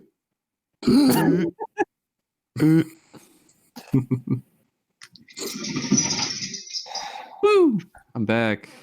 All right. Now fight you. I still have a bit of movement, I guess. Yeah, so you have So that you was have another 15 feet. another 15 feet. Okay. I'm gonna try and make my way down here to prep for the next one. Sure. Right. Now it's... I will land. I'm also I landed next to Ortok, and I'm going to land on the ground next to Atreus, just so I'm grounded. Just saying. Okay, sounds good. Cool. Now it's Mullock's turn. All right. Seeing what the hell is happening, I'm going to fly over here. Uh-huh. And then I'm going to shoot an Eldritch Blast at this guy in the upper right corner and one at this guy down here. Oh, jeez. Sure. So are you Wyatt Earping right now? I'm kind of flipping this halberd around as I chuck him. So a 21 to hit on You can target different people. with the beams, yeah. It's a All right. Sweet. I'm learning about warlocks now, I guess. I'll double check to make sure. Good luck. I feel like the people who freaking created warlocks are still learning about warlocks. I know, right? I've been played a warlock before. I just never got to level 7. So The beams, you can direct the beams at the same target or at different ones. okay, cool. make a separate attack for each. So 21 to hit the guy in the upright. Yeah, that'll hit. Okay, I'll just roll again for the next hit then. And 18 to hit the other one. There is a pillar in the way for the upper right one. Is there? Yeah. Oh wait. That's a pillar. Can I move somewhere? So Sure. I can see him. It's Okay. now that you know. Yeah. So like, will here be sufficient? He's gonna get partial cover, but even with a 21, that would still hit. Okay. So we'll do that. So and it's Okay. 18 to hit the other one down there. Yeah, that'll hit that one. All What's right. what's the damage on the upper right one, or did you not roll it? I didn't roll damage yet. Okay. Okay. So the first one upper right. Uh-huh. 15. Phew. Nice. And I'm going to yank him off the balcony. All right. So your Eldritch Blast barely curves around the post, grabbing him, and he just gets yanked off the balcony, and he falls 20 feet down. And you hear a sickening crack as his neck probably breaks. Okay. And then I'm going to roll damage for the second one here. All right. That is 7 points of damage, and I'm going to yank him 10 feet closer to me. All right. So that's 5, 10. He ends up in the lava. Yes, it worked. Beautiful. Cold bath. Takes. And I add my 7 points to that as well, so a total for the second guy. So he's at Oh yeah. Well, it doesn't matter. He's basically roasted and toasted as he takes an absurd amount of damage from the lava. okay. Yeah. He is totally just incinerated as you see him start sinking into the lava and screaming. You also notice that Theron begins to slow. Ooh, he's stunned. Yeah. What's the? As I the think. haste goes away, can't move or take actions until after its next turn. Yep. So, it's a good turn for Moloch. I couldn't resist the balcony. I'm like, I'm gonna pull him off the balcony. Yeah. So you guys just, Aaron, you just see as one of these cultists gets yanked towards the lava. He just goes face first into the lava, and you hear this sickening scream as his body erupts into flame. Can I give that nice comical ooh? And then you hear another as something happens to someone far off in the room that you can't see. Nice. Got anything else, Moloch? You have a little bit of movement left. I will. Okay, I'm used to I will fly back to where I was. Sure. Still hovering above the flame a little bit. A little, yeah. Okay. Yeah. Sounds good. Now that cultist is dead. That In the middle of the damn pentagram, apparently. yeah. As like right now, while the pentagram before was glowing, right now it's just like a dull red paint that's on the ground. Let's see here. The one nearest Ortok is just going to take out a dagger and try and attack him. And he rolls a 13 to hit. That does not. All right, so he goes in to gank you with his dagger, and you manage to parry it away with your greatsword. And then The cultist over here is going to command his spiritual weapon to attack Ortok. That's going to be a 23 to hit.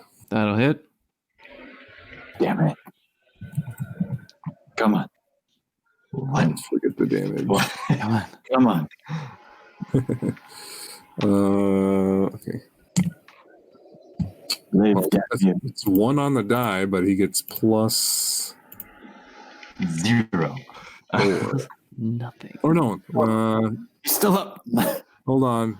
It's plus 2. So he take 3 points of necrotic. Oh, yeah. damage. Cool. Nothing. I can deal with that.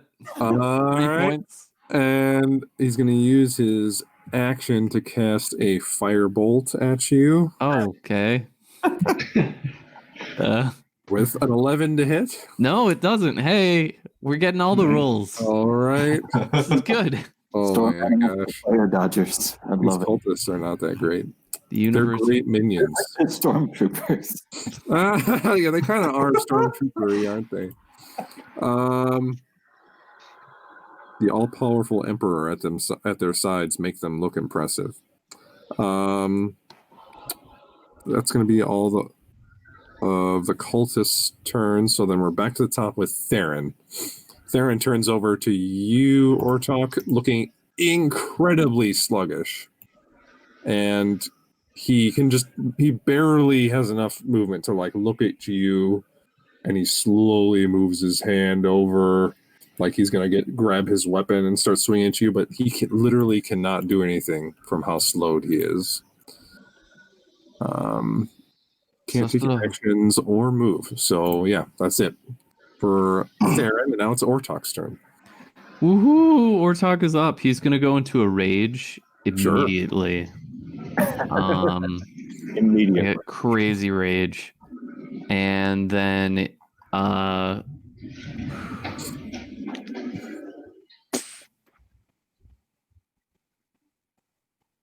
yeah.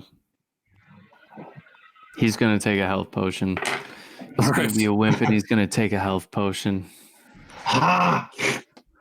I'm so angry. Rage drinking.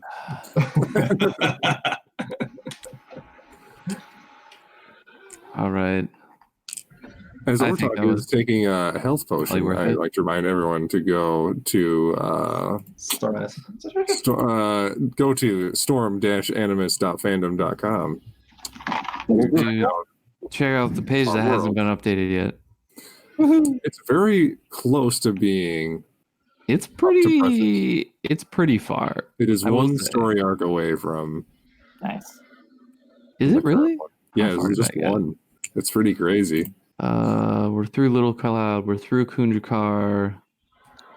Yep, it's pretty much from when we left. It's right before we figured out that Aaron's tutor died. Yeah, so there we go. Pretty close.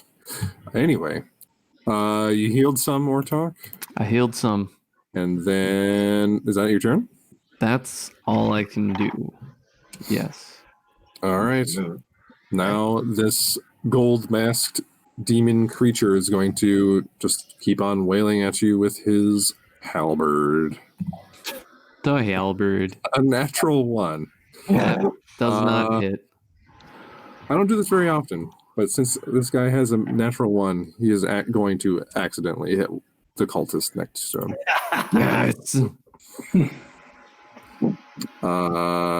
Next up on Aradale's Funniest Home Videos. Holy shit. And he's going to slay him. Oh no. He only had 10 health left. So the fiendish devil creature takes his halberd and swings it off to his right, apparently forgetful that there's someone next to him, and decapitates the cultist next to him. Yes. This is good. Then he's going to use his second attack confusedly With another natural one, no way. What is going on? Aaron. He kills himself. Oh, I can't Wow. hit someone twice in a row. He's literally just he's going to decapitate someone, look confused, go to swing over the top of his head, and drop his weapon behind his body as his weapon flies out of his hands. I was hoping for the Hulk thing where he goes, blap, blap. Oh, yeah, just with Loki, just like. Okay. That's going to be that guy's turn. So now it's Atreus's turn. I need another death save. Okay. Damn it, 4. 4, it's another fail. It is. That's 2 fails. Now it's Aaron's turn. Yes. I'm just trying to look at. Did I wrote this down?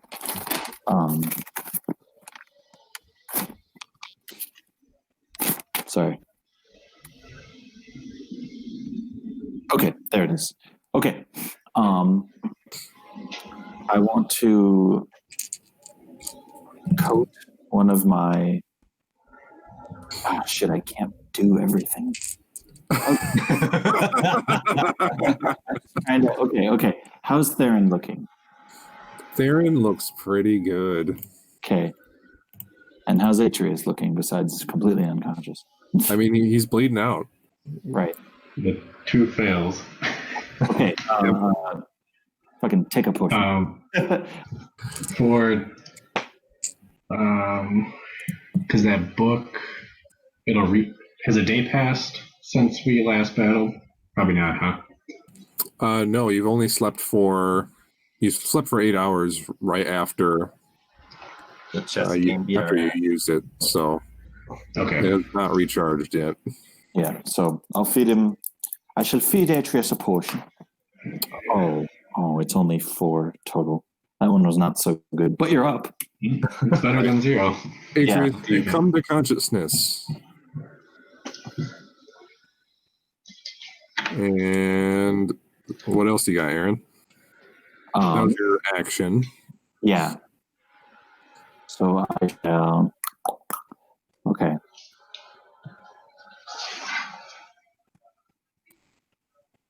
That's my action.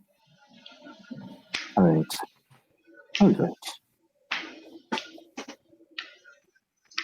I want to take a bonus to. So I healed him, and then I kind of like look at Theron, and I will prep I want to coat my right hand short sword in a vial of greater poison. Sure. So I poison my sword. All right, you just dribble this very viscous kind of gloppy fluid along your blade. It sears just a little bit from the flame. Yeah. The fire turned green or anything. It changes colors. That'd be great. So yeah, I now have a flaming poisonous sword in my hand. Woo! All the buffs. Right. Also, it gains sentience. And that'll be it. That's good.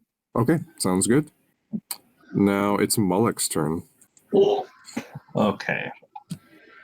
I am going to fly over here. Mm-hmm.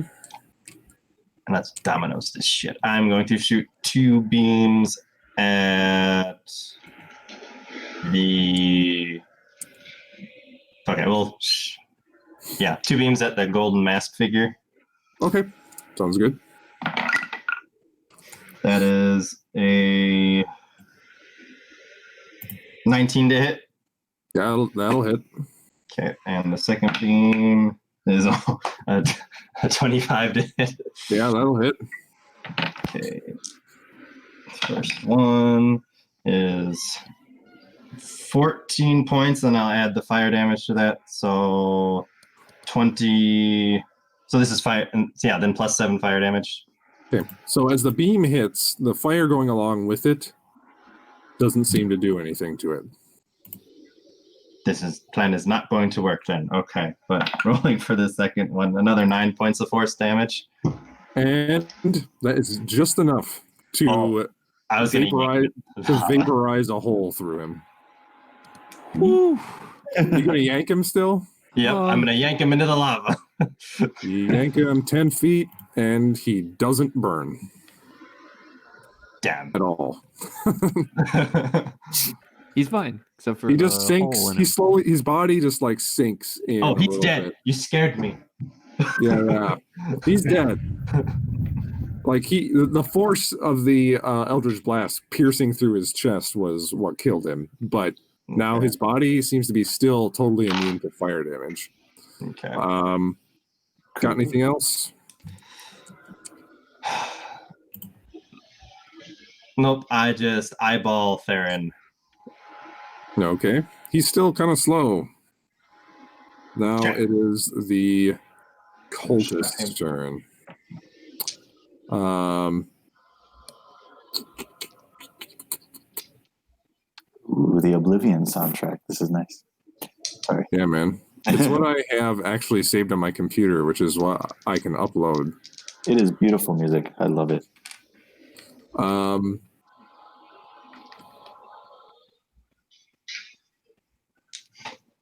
Yeah, so the first cultist here is going to, well, the only cultist. He is going to use his spiritual weapon on Ortok. His Okay. persistent mace. That is, oops. Uses Mace of Persistence. He just yells it out like it's Digimon or something. Mace of Persistence, mon. It's gonna be a 16 to hit. You 16, yeah, hits. All right, and it does 5 points of necrotic damage. Cool. You've been booped. I've been booped. He is going to.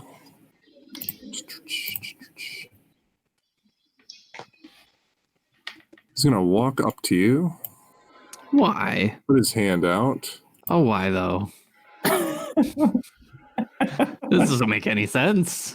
You know, now he's within 10 feet of lava, and we all know where this is going to go. You damn right. He rolls a 9 to hit. No. All right. You see his hand collect with kind of this dark black energy, and he reaches out to try and grab you, but you manage to duck out of the way. Where's the measuring tool? It's on the left. If you go to the little circle with the what looks like a comb on it. Okay. No snapping? Oh, Or you just click it. Okay. You just click it. Yeah. He's going to regret his decision to get closer to the barbarian, and then we will go up to the top of the round with Theron.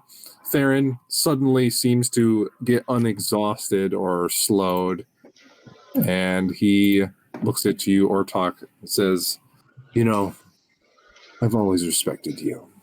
And then he brings his blade down. It's going to be a 20 to hit. That'll hit. You see his blade erupt in necrotic flame again. Yippee. As you take 10 points of slashing damage. Fuck. Okay. It doesn't even matter. Ortok's down again. All right. 11 points of fire damage. Ouch. Ortok collapses. And then Theron looks over towards Aaron and stalks towards him. And he's going to get his last 2 attacks in. Natural 20. Oh, uncannily dodged that. I'm just saying. Let me just go. That will be 8 points of slashing damage. Oh, no, sorry, it's double. So 12 points of slashing damage. So, wait. It doubles the dice damage. He rolled a 4 on the dice, so and then he gets a bonus, so that'll be 12 points. You get to half it to 6. Okay, all right. And his second attack is it's not very good. It's a 13. That misses. All right. So he plunges his blade as you kind of like roll with the punches, getting out of the way, still taking the slash, and then this next time he goes for a cross attack and you duck out of the way. Then that is going to be Theron's turn. It is going to be Ortok's turn. I need a death saving throw. Woot woot. That's a natural 1, folks. It's 2 failures. Okay. Ugh. This is bad. That guy is. I mean, he's fine. What could possibly go wrong? What could go wrong? Come on. Those demons are dead, so now it is Atreus's turn. How bad is Theron looking? Theron? He has not really been attacked that much. Okay. I'm almost dead. Ortok is almost dead. Okay, let's do.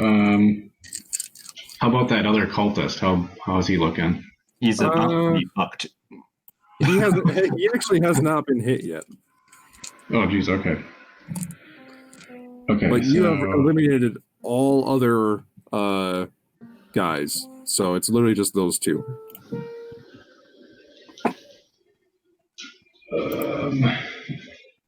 Adam, are you composing a requiem?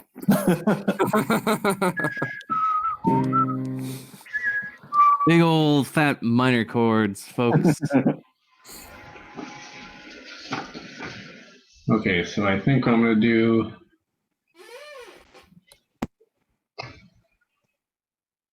First, I'm going to cast Lightning Bolt, and then after that, I'm going to use my sorcery points to do Thunder Step as a bonus action. Won't that hit me? He'll take you. Well, I'm gonna drag you with You can do that? Yeah. me. Yeah. Cool. So you're casting Lightning Bolt through Theron and the cultist? Oh wait.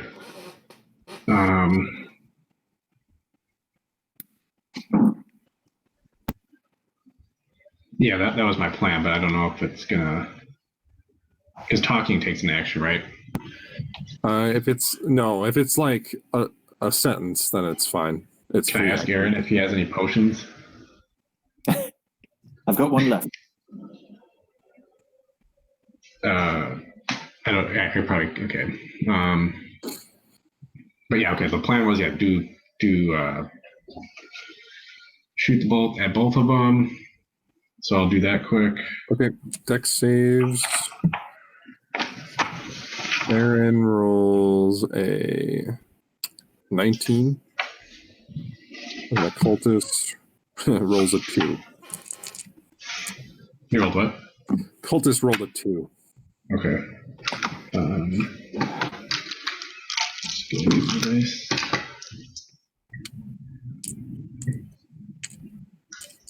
Okay, so that's 8d6.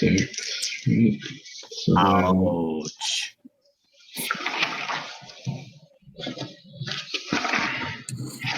okay, so Theron will save, so he's only going to take half. You said he rolled 19? Yep. Good. Oh, it's actually not that good. Oh no. What you measuring? None of your business, man. Okay? Just let me do me. Okay, so it'll be 23 Okay. is the total amount. All right. Nice. So the cultist in back takes the full force of the blow. Theron manages to barely slide out of the way, taking a lot of it in one of the arms. You see him still convulse a little bit from the impact, but he dodges most of the damage. Okay, then he'll get an extra 3 Okay. for Okay, then I'm going to use Thunder Step. So I'll do. So basically, what I want to do is like I'll plop Aaron.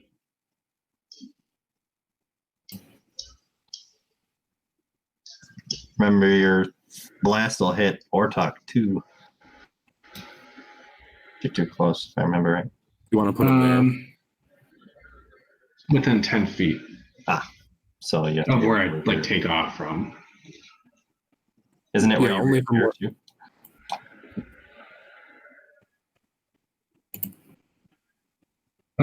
Each creature within 10 feet of where I left Okay. will take damage. So then All right, Theron so- will get Does they have any save for that? Constitution save. I will be right back. He is going to roll a 13. 13. Okay, that'll fail. So then he'll take 3d10. Whoa. Nice. That is quite a parting gift. Okay, so that's 17. Takes a full force of it. Yeah, then, okay, he probably wouldn't take that extra 3 again, would he? I don't know how that works. I gotta look here quick. I probably can only use it once. Okay, as you're figuring that out, let's go to Aaron's turn. Okay.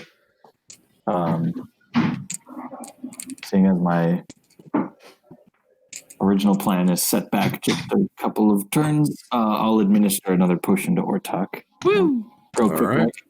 seeing as he is at the brink of death. The brink. The brink. The brink. Okay. It says whenever I start casting a spell. So I would think that would work for both of them, right?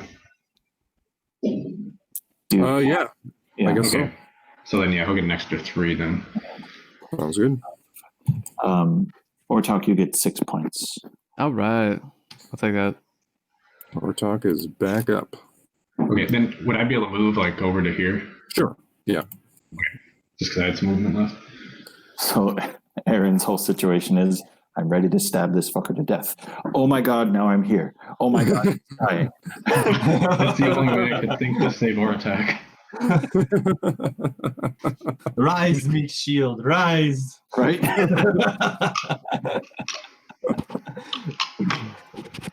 Sorry. What All teamwork? right. Ortok is up. So Ortok's up. What else you got, Aaron? And I can get closer to Theron still.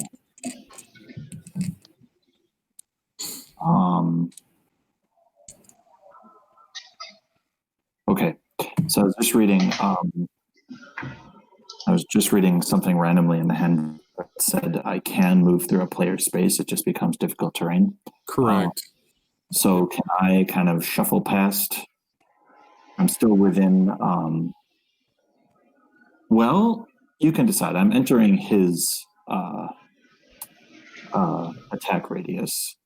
I'm in the mesas. I was in the mesas the whole time, but first of all, the mace doesn't get attacks of opportunity. You're right. Okay. Either way, I just entered his. And that doesn't matter. It's only when you're leaving. Oh. Hello, Governor. Except Irish. I don't know. Top of the morning. Is it even morning? I don't know. I'm just going to stab him. Okay. I don't know. I'm going to stab. Stick to what I know. All right. That's a 16 to hit. Yeah, that'll hit. Okay. And is this sneak attack thanks to Ortok being up and about? Yeah. Up and about. Oop and a boot. Oh, and well, so this poison was not meant for him, but it's there. Get wrecked. Yeah. Can you give me a DC or a Constitution save, please? Oh yeah. And I'll roll sense. What's his Constitution? 12. Oh, he fails. He failed. Oh, he fails. This is going to be fun. All right. So let me just add 3 more d6 to the pile real quick. All right, so I have regular sneak attack, fun, cartoon, and okay. Do I have enough d6? Oh well, that's like, I guess I better buy some more. Right. Well, I have a giant bag. I do have a giant bag, but they're all one color, which doesn't always help. Oh, I do have enough. Okay. All right. So There's no resistances here, so he just roll your d6s. He rolls on the floor. Right. Okay. Do you need to know what's fire damage, what's poison damage, all that good stuff, or should I just keep it total? Just All right. give me it all. Okay. So 10.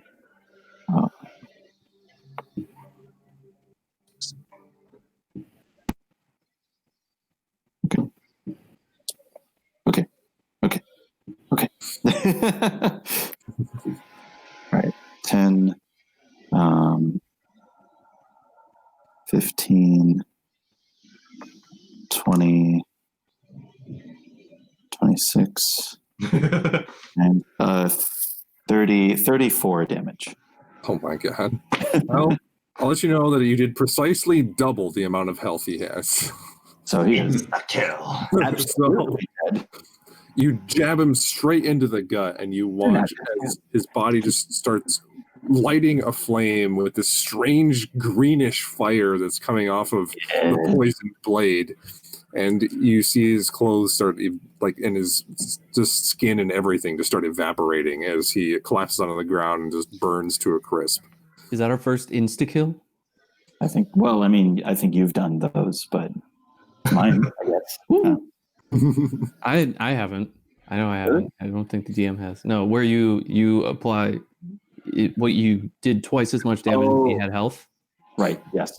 Yeah, like total, and then it's like. Yeah. And all it took was, a sneak attack, poisonous, flaming. Yeah, no problem. I mean, it's not like they roll death saves, but like still, it's pretty cool. It's pretty cool. It's fun. Cool. So with that, knowing that I kind of wasted it on this bastard instead of the one I was actually going to try and stab, I'll then take my flaming sword from his chest, and I want to point it at Theron. And say nothing, but just point it at him, stare into his eyes. Another one. Yeah. Now it's Mullock's turn. Okay. The lone enemy, Theron, the man you don't really know anything about. However, it seems like the party has a history with this man. And he's in my fucking way. Yeah. Man probably knows where Godric went. Yeah. Yeah.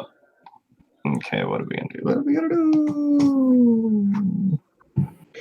We are. I haven't done this yet, so I'm gonna do it.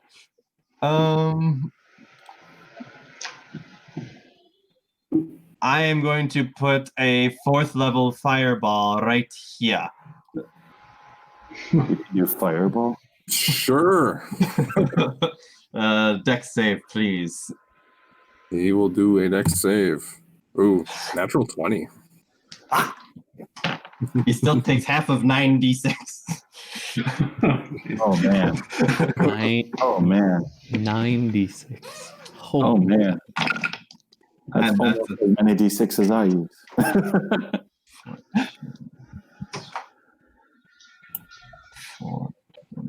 4. Hold on, I gotta bring something up here.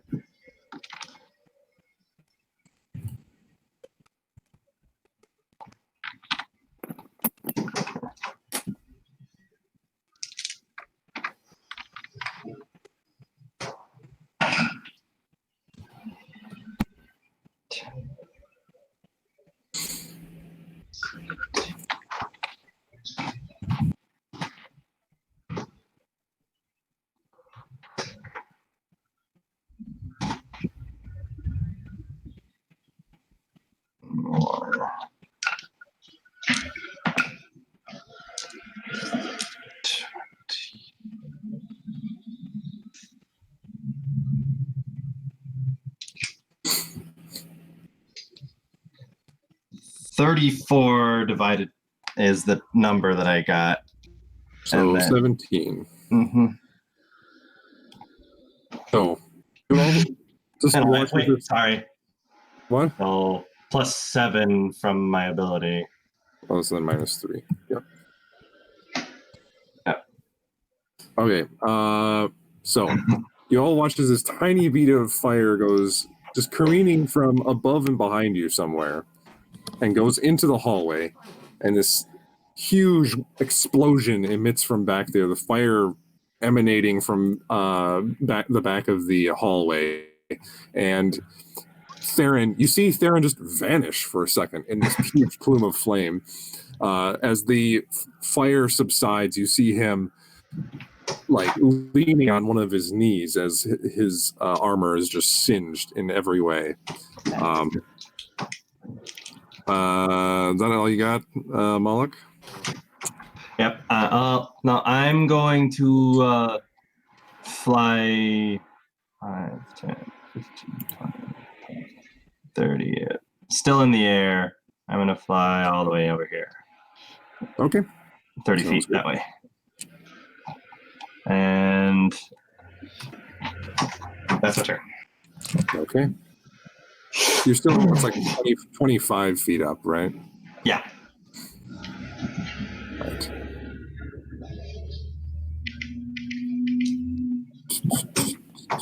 That's Moloch's turn. There are no more cultists. Now we're back to the top with Theron.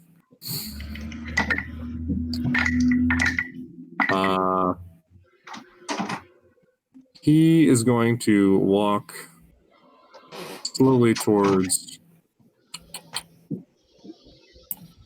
Ortok. And he will just whisper, like you can. Oh, he doesn't even really say it. He just kind of like mouths it, and he just says, "For the Dark Queen," and goes into attacks.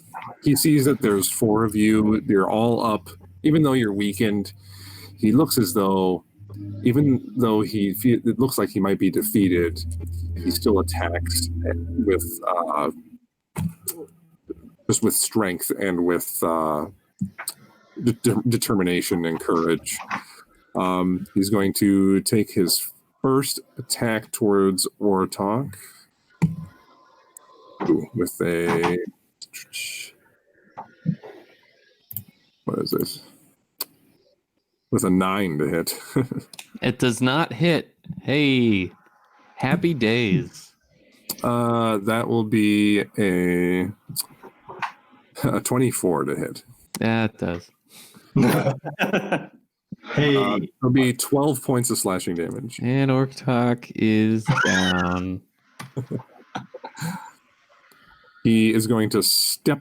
Oh, this spiritual weapon's gone. He's going to step over Ortok's body and get over to Aaron. Didn't think you'd run into that problem again. All right. You see him mutter a incantation, and his blade is enveloped in a hideous black energy. Sure. He's I going to raised swing. my flaming blade to meet it, I guess. All right. He is going to swing at Aaron with a 20 to hit. Yep. The blackish energy overtakes you. I need you, if you're not dead, I need you to roll. If I didn't fucking kill you. I need you to make a Constitution saving throw. Okay. Constitution. Oh God, it's a 4. 4. Okay. When do I get luck? When do I get luck? Go ahead. First, you take 6 points of slashing damage. All right. Then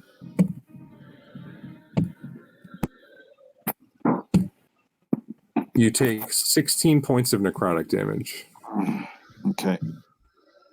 Then because you saved your Constitution save, the blackness of the necrotic energy coursing through you coalesces into your eyes, and you are blind. Of course I am. Okay.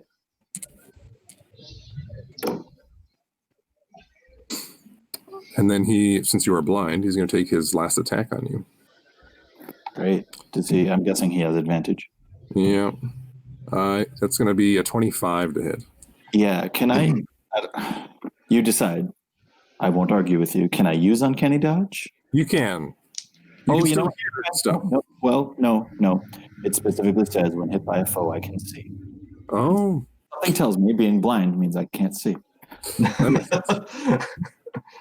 You take 7 points of slashing damage. Okay. That happened all so fast. All right. He comes in like some sort of like silent dark specter as he just fells Ortok in one swipe and then goes up to you with this blackened blade, blinding you and slashing you 2 more times. Mm-hmm.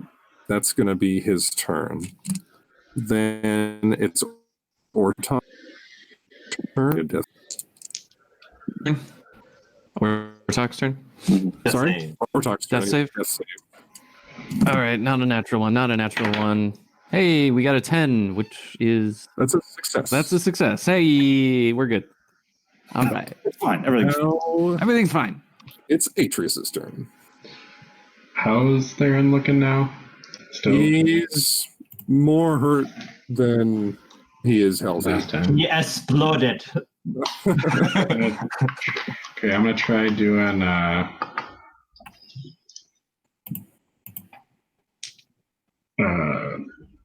Maximilian's grasp on him again. Okay.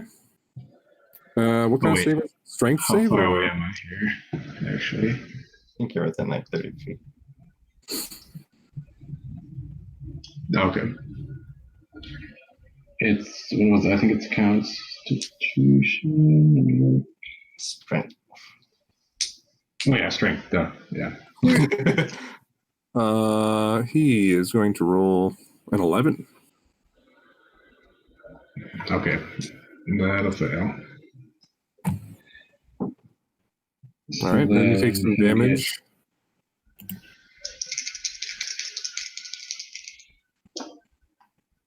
Ooh, 11. Nice. All right. So the marble beneath his feet shifts as this stony, earthy hand erupts from it and grasps him around the leg, smashing a couple of his bones as he just goes, "Oh," and feels it like grasp him to the ground. He's restrained, I believe. And then what else do you got, Atreus? That's a pillar right next to me, right? Right in front of me now. That's a pillar. Okay, I'm just gonna hide behind the pillar. All right. Sounds good. I guess I'll ready an attack. Already like frostbite if he comes around. Well, you already used your. Oh, that's right. Yeah, I was thinking last turn I used the bonus action. Gotcha. Okay. All right. We're good. So now it's Aaron's turn. You are blind. Cool. You're blind. Okay. I'll let you know that since you are blinded, but he is restrained, you have advantage against him, but you're blinded, so you have disadvantage, so it cancels out. You just attack normally. Cool. If you wanted to attack. Always. Okay. Trying to remember my teacher's training, which was pretty grueling, if I recall correctly. All right. I'm trying to think of what it will. I'll stick with the original plan, and I'll quick, no finesse this time, but I'll just like kind of smash poison against my sword. Okay. And in quick succession, I will take a thrust and see what happens. All right, go ahead and attack. Sounds like my love life. Oh. Sorry, couldn't resist that one. Sorry, internet. Crash and rude. All right. You gotta see if it just kind of hits or not. Maybe it will. Oh, wow. 19 to hit. 19 hits. Good. I know Theron has He's no longer hasted. Oh, haste gives +2 to AC. That's right. Oh, he had 20 AC, and now now it's down. So right. Well, still, I know Theron has stupid high AC anyway, so I'm glad that worked. All right, can you make a Constitution save for me? I can. His Constitution save is 12. Fails. All right, roll some damage. Okay. No sneak attack because Right. Rotok is down. Right. Okay, so regular, fire, poison. All right. Right? Yes. Okay.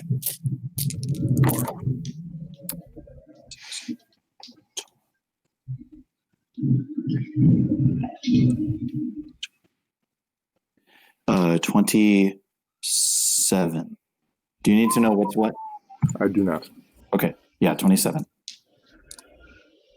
You managed to slip your blade between one of the crinks in his armor, and you see an immediate, like near immediate effect of the poison. The burst of flame burns him. He recoils as much as he can from being restrained. Actually, you can't see anything, so you just hear him yell out. All right. What do I see? Yeah. But Malik, you watch as from underneath his breastplate, around his neck, these blackish veins start creeping up his neck from the poison. And he just strains against the pain. He looks like he almost passes out. The pain is really strong. You see his eyes roll back for a second, and then he barely comes back. Got anything else, Aaron? Cool. I mean, hearing that, I have nothing left to do but swing with my left hand, I guess. You used your bonus action to coat your weapon. Shoot, you're right. You're totally right. That's a thing that happens in this game. Then I just kind of sit there satisfied for a second. All right. Well, if he's if he's stunned, can he attack with attacks of opportunity? He's restrained. He's not stunned. Restrained. I'm sorry. Got those mixed up. So yes, he can. He just can't move from his spot. Right. Correct. Yeah. Okay. Then I'm gonna stick to where I am. I won't take that chance. Plus, I'm blind. I might walk into lava. I don't know. That's Aaron's turn. So now it's Mullock's turn. I will diving eagle style swoop down to get within 10 feet of Theron. So I'll be about there. Sure. And with the momentum of pulling up with the wings, I'll swing the halberd. Okay. He's restrained. Do I get advantage? He's restrained. You get advantage. Are you inventing the game of golf right now?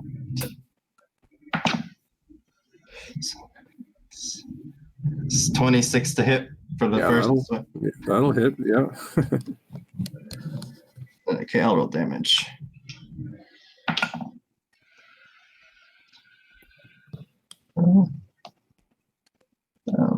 Not 9 points plus 7 points of fire additional.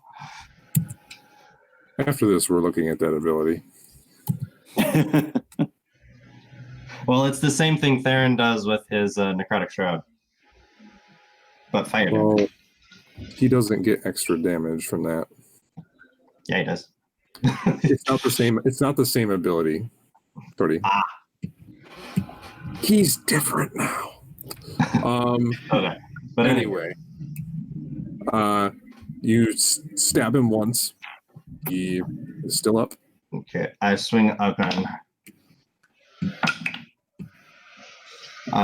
20. Wait, that should be the 2 plus 25 to hit. That'll hit. Yep. Easy. Advantage is pretty nice. 14 points. How do you want to do this? Oh! I'll come out of the the soup after the initial stab and come back down with the hammer part of the halberd and just clock him over the head to knock him out. Okay. You bring your weapon down, and I want to kill him. as you're coming down on top of him, he sees it coming. He just closes his eyes, puts his hands up in a kind of an accepting manner, and says, "I serve in death." And then all of a sudden, your weapon smacks him in the top of the head. You hear the sickening crack as his skull collapses in, and he falls down to the ground. Just a limp husk. I didn't want to kill him. Oh, you didn't want to kill him? Yeah, that's what I said. Oh, I didn't hear that. Okay, so you just want to knock him out? Yeah, I was gonna with the blunt side of the halberd because it's a hammer. Oh, I see. Okay, that's not what I heard. But okay, I serve in death, and he's just passed out. yeah. Well, he Like, still says that. I serve in death, and you clock him across the head, and he collapses to the ground unconscious. I look around to see if there's anything left. Do a perception check. Haha. 15. 15, you look around. Looks like any enemies that were here are either burning or just unconscious. As soon as he gets knocked out, is my sight restored? Yes, it is. All of a sudden, your eyes become clear. Okay. I see him, lying on the ground. My eyes have become clear. Is he done? Is he dead? I look at him with the wings and shit's on and go, I still need him. And I vanish the halberd and I contain everything. The wings go away. The wall of fire dissipates. Okay. And I will feed Ortok a potion of healing. Sounds good. Thank you. 7. +2, right? Yep. 2d4 plus 2. 9. All right. He lives again. I don't think Ortok has fallen more times in a battle. I haven't done any smashing this whole time. This could have been done 30 minutes ago.